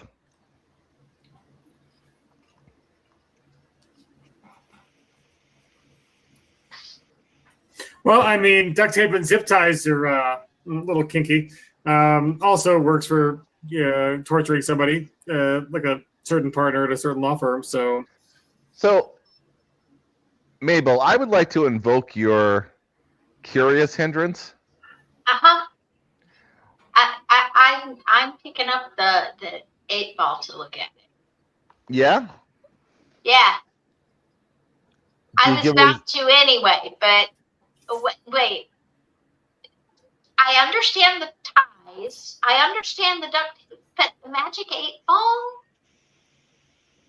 And I'll do what everybody does when they pick up an 8-ball. You give it a shake. Right now, and I look at it. All right, you give it a shake, and the room starts to shake a little bit.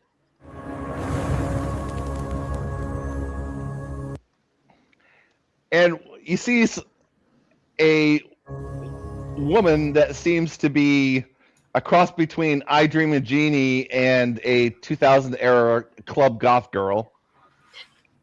And she looks and goes, "None of you are Abigail." And she looks at the bed and the duct tape and the the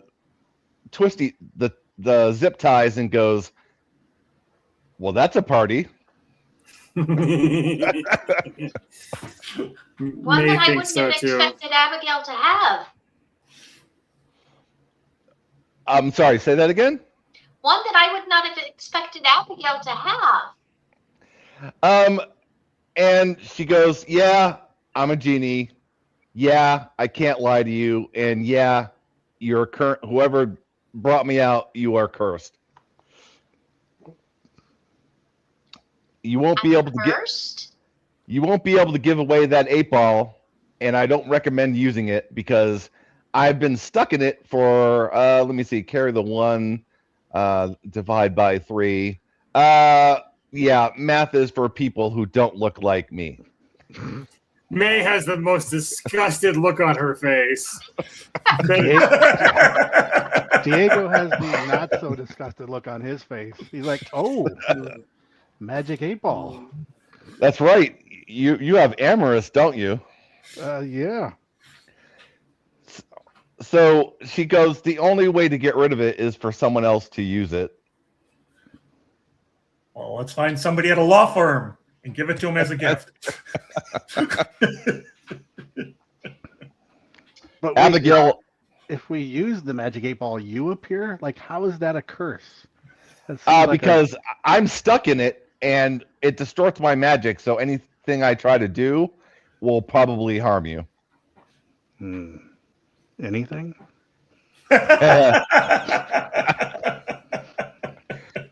Nice. You're an appropriate joke, Benny.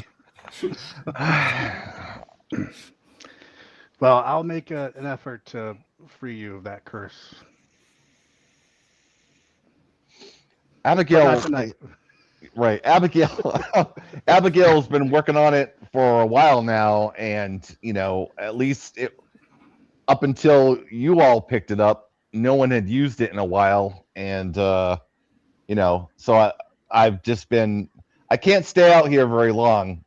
It's literally my prison. Right. What did you do to get imprisoned in an 8-ball? Failed all her math exams.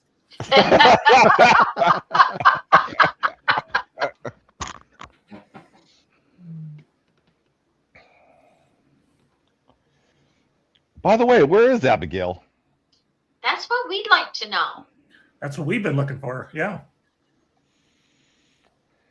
And then she starts to turn into a turquoise smoke. She's like, "Oh, damn it, I can't."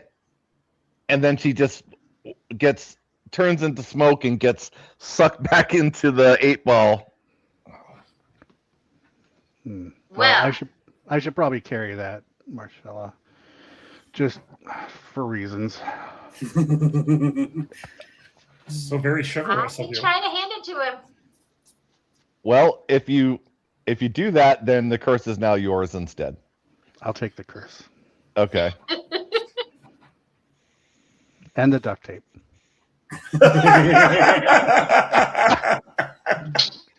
You never know. It's true. All right, It does. let's find Abigail. All right. So let's see. So I think you are pretty much done with all the rooms in the house. You've looked at all the attic, the practice space, the guest bedroom. You've done the second floor, and there's only one place to go.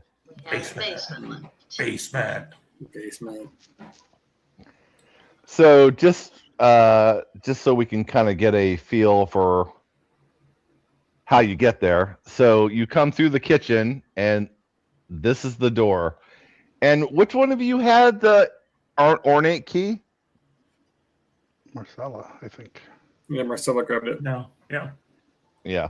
So Marcella uses the ornate key, and it fits perfectly, and opens up to go down basement stairs into the cellar area, which seems to be part storage and where they keep their old college furniture, but also on the other part of it, there is a second half. So this area here is where you came down the stairs, and you were probably standing from this position looking over here, and then there, as you go around the stairs, there is a whole other side that has her active recording studio. So here's her board and her equipment. Got a few of her gold records and stuff on the wall, and off screen here in the dark is her isolation booth for vocals. You do see some blood trails going back and forth between the vocal booth and the bloody handprint that is clearly on the monitor. And the equipment is turned on, still warm, and all the screens are on. She might be hurt in the booth. Maybe, I don't know. I see blood. Should we go to the booth? Let's go open the booth. Okay, so booth Solid. first. All right. Booth first. All right. So you go into the dark and you fumble for the light. Fumbling for the light, not a good sign. What's going on here? The trigger won't. There we go. So you manage to get the light, and you see the blood spray pattern at the bottom of the door, and there's a piece of cardboard over the vocal booth window. Okay. Ew. There is no Dana, only Gozul. I'm gonna knock on it. Anybody in there? Everybody okay? Anybody? It is strangely quiet, besides the noise that you all are making. All right. Well, I'm worried. So I'm very worried. So I'm gonna open the door. Unless somebody's stopping me, but I'm opening it. And everyone, we need to make a nausea fear check.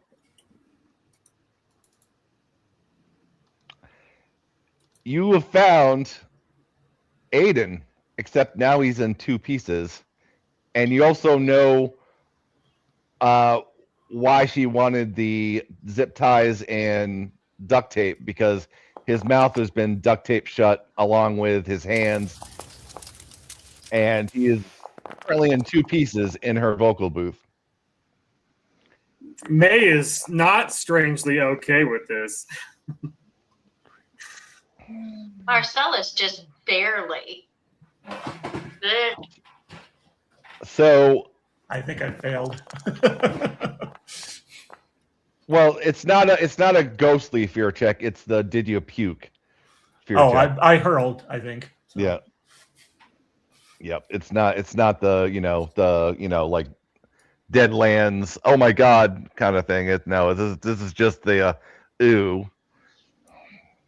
Marcella does that awkward, you know how you almost burp and think you're going to throw up, and then it's a very, very, very sour burp. Yeah. So you probably know why Aiden's name has been crossed out on the murder board. Yeah. Probably. I had a feeling. I'm not the sharpest tool in the shed, but I kind of figured that one. So So what's the deal with the monitor? Why is there a handprint on the monitor? Not really sure. Yeah, well, let's go push play and see what the song is. Yeah, that's a good idea. All right. Yeah, totally couldn't backfire. It'd be like a spell itself, or no. Nice. All right, so so before you do that, you do see that the track that is loaded has a bunch of tracks, and there is a guide track that's slightly longer. And normally guide tracks are either, click tracks or like a guide vocal. So you see that, and one of you just presses play because. Yeah, and I Am Legion has nothing to do with demons at all. Never. Pyrotechnics. Do you know who I am? You're Abigail Black, the wife of the man we killed. His name was Ethan. I know what you did. I watched you do it. What I don't know is why you did it. This will all be over soon. Just tell me what I need to know. Please, I'm begging you. I tried to stop them. I was going to call 911. I tried. I could have forgiven you if you just took the book, but you didn't. I could have forgiven you if you had called 911, but you didn't. I watched him die alone, slowly. So understand this. You will not be forgiven. What do you want from me, lady? Jake threatened to kill me. What do I want? I want to remember the look of terror in your eyes when you died, screaming forever.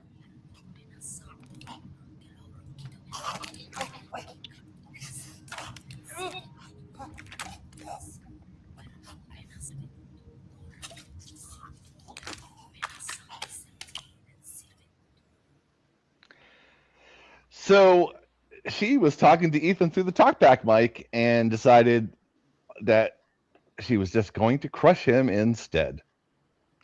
Now, while that was bad news enough, there was a curse on the track, and we are going to do the pinnacle dramatic task because the curse has been released. Nice. And so take a look at the bottom of the scene, and you should now see there's a bar, and it's got the counter and all your tokens and portraits at the bottom. Yes. So what we're gonna do is it's 4 rounds, and you get to roll magic for the 4 rounds because you will be in real time doing a group dispel against the black fog of the curse. And I'm going to narrate what happens depending on how many successes you have per round, of how well you're doing or not doing, whatever the case is. And we're going to do it to small clips of the song that's playing from the recording. So essentially, it's musical chairs. Okay. So I'm going to put all of you in the combat tracker and get your cards. Let's see. Did anybody get a club? No, it's all red. So what that means is when I play the song, it's your job to make your magic roll, spend your bennies, get as many successes as you can, and then when you got all your successes, each one of your portraits, the squares, that's a button. Each time you click it, it will increase the counter both on your character and the total counter. If you make a mistake and go too far, you can right-click to decrement. Does everyone have an understanding of what we're doing? Yes. So roll as much as you can while the music is going. Well, no, you have about 30 seconds while the music is playing. You know, because it's not just one roll, right? If you don't crit fail, but you want to do better, you can, okay. Right? You can spend bennies. So it's up So to we're you doing how our much. overall trait roll. Okay, got it. That's correct. Now look at the target number though. 4 rounds to 30 is a really tough dramatic task. So it's going to be a tough one. So when you have clubs and you have failures, it's gonna it's going to affect you. But I think everyone has a clear understanding what's going on, right? So the magic roll is off your character sheet. And actually, did I do it? Oops. Nope, it's just a counter.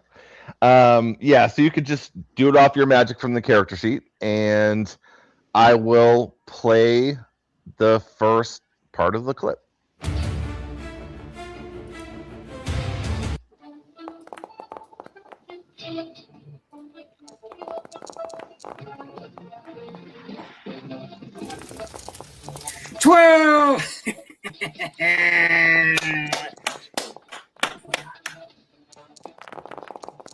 That's good.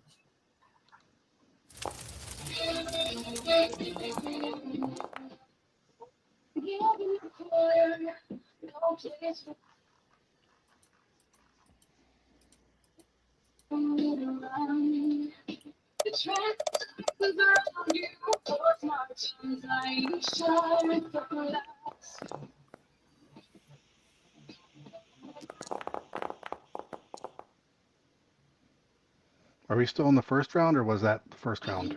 That was the first round. So all right, so you guys crushed it. In round one, you are almost to the halfway point. That doesn't now you still have crit fail issues that could happen. So let's go ahead and get you your cards for the next round. Oops.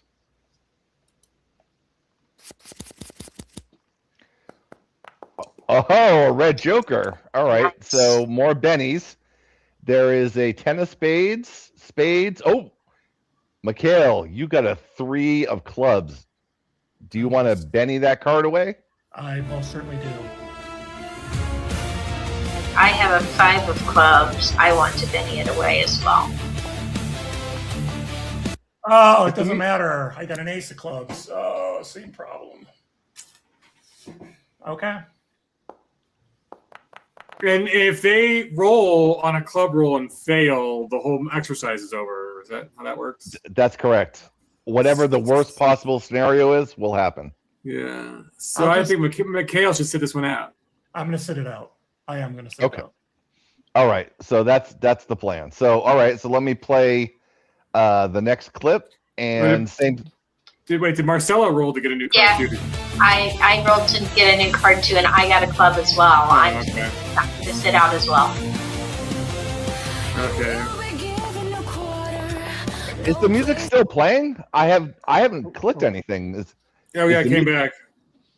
Yeah, the music came back. But I'm looking. That's weird. What is going on? Because if you look at the stream, it's stationary.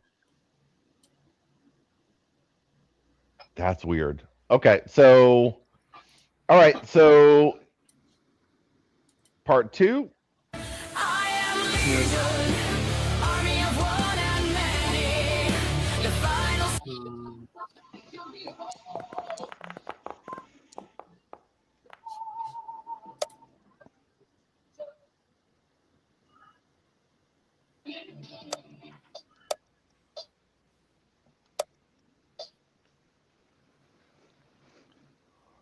All right. Has everyone added their tokens?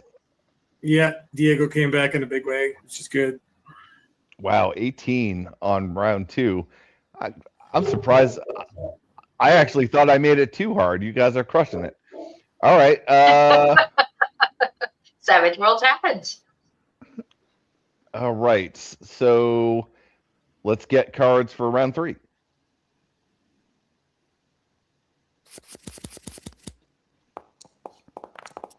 Oh, come on. All right. Well, we'll see if I can get a Benny this time or get a good card this time. We got a black joker, so everyone got bennies, an ace of hearts, a queen of spades, which is bad, a jack of spades, and a jack of diamonds, which aren't not too shabby. Is that spade? That's the club. Yeah. Oh yeah, sorry. Yeah, club. Okay. Spade's not bad, just the club. Yeah, no, that was my bad. Okay. I meant clubs and I said spades. Oh, come on. Another club. I'm sitting out another round, and I betted it twice. It's all you guys. It's all up to you. It's all you. Okay. Yeah.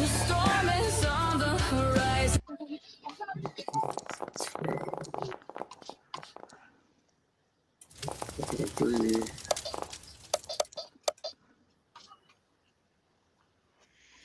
Oh, someone got another D12 explosion. That's good. The trap tightens around you, force march on time.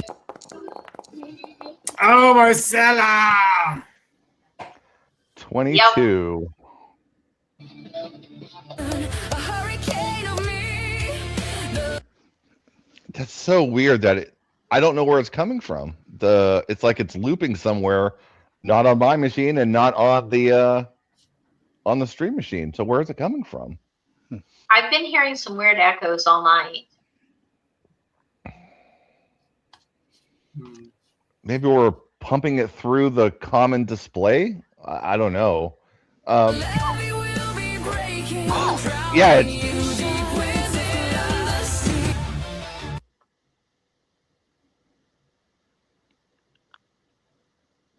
I wonder if there's a way to kind of reset it so it just stops. I don't see it playing on the stream though. That's the part that's confusing me. It's like, where is it coming from? It's not coming from my machine. I'm not playing anything at the moment. All right, well, let's just get the last round done. All right, so we're really close. We're 4 success tokens away. You guys are, unless you crit fail, you probably got this. Another Joker. Nice. Another club. Wow. And how many bennies do you have? I still have a few, so I'm going to Benny it. Don't worry. Now I can go. Yay, look at me. All right.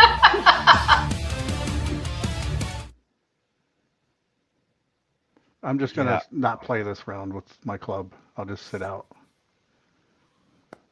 Well, I mean, we are close to the end of this, so if you have 5 bennies, if you want to try to get rid of it. I think we'll be okay. You don't need to. Mei Wu just aced her 12. And so did Marcella. Okay, so we got it. Let's see. Yeah, this thing is playing, and I don't even know from where, because it's not from the stream and it's not from my computer. That's really odd.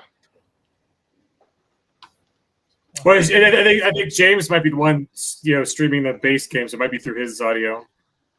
Oh. Could be.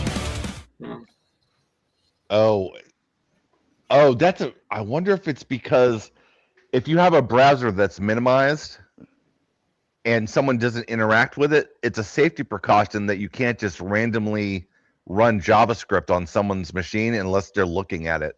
There's a lot of JavaScript that won't run unless you're actually looking at it. Like, have you ever noticed, like when you go to YouTube, having a video play until you start looking at it, it doesn't really work.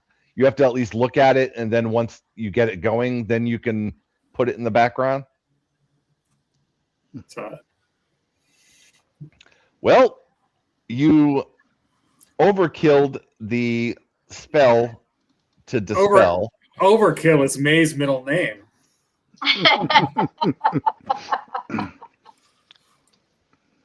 So that was the thing that she had summoned, right? That we just took care of? It would have been a lot worse if you guys hadn't crushed it. That's a lot of. I'm really surprised that you guys got 36 in 4 rounds. That's quite amazing. That was fun. Yeah. And so she's okay. She's off doing her thing, and we were in her house and just waiting for her to come back and just took care of everything. We just took care of stuff for you. Don't worry about it while you're gone. About that upstairs bedroom, the wallpaper was hideous and those drapes just had to go. Sorry. Yeah. So, I mean, depending on your moral point of view, she might be considered the villain of the story, depending on how you want to look at it. Nah, they killed her husband. I'm fine with the law firms going down in flames. Sorry. Lawyers and bankers don't get along. Temporary insanity. I already got in trouble for harboring a fugitive, so it's like, what am I worried? They're going to punish me again? No, I'll do harbor. No, so I think we can wrap it up for the night. But if normally it ends with a social conflict where the team can decide if they're with or against her murder spree. I've had groups go through and say, yeah, let's murder everyone. I've had groups that are split down the middle. I've had ones that have totally convinced her to come off the ledge. So it's gone a few different ways. And obviously, depending on what choices you made in this prelude, essentially, the rest of the campaign is based off those choices. And whatever you've done, do you make it? Are you making a mortal enemy out of the law firm, right, by torching it, that sort of stuff? So that sets the tone for essentially the rest of the campaign. I'm perfectly willing to leave the door open to the sound room and let the cat take care of whatever's left of the Mr. Half and Half in there. Well, he hasn't eaten it lately. So. Mr. Half and Half. Yeah. Well, we could just say the cat did it. Cats Right? are evil, so she's off the hook. 100%. She's fine. She's off the hook. It'll be all right. So. Right, just wipe off the monitor with the human hand bloody print and put a bloody cat paw right there, and we're good to go. The police will say nothing. They'll say, "Oh, it happens all the time." All right, well, that was fun. That was great. I apologize, guys. My 3-year-old was being absolutely stubborn about going to bed tonight. Until we dispelled the demon, and then she got better. So, coincidence? Who's to say? No, I've been here for about 5 minutes. I just didn't want to interrupt. Well, you've been very helpful in spirit because your character kept drawing jokers for the rest of us. So, yes, very good. Hey, perfect. It's better than what I normally do. And also, you can still be a doubting Thomas because you didn't see any of the supernatural stuff that we had to take care of.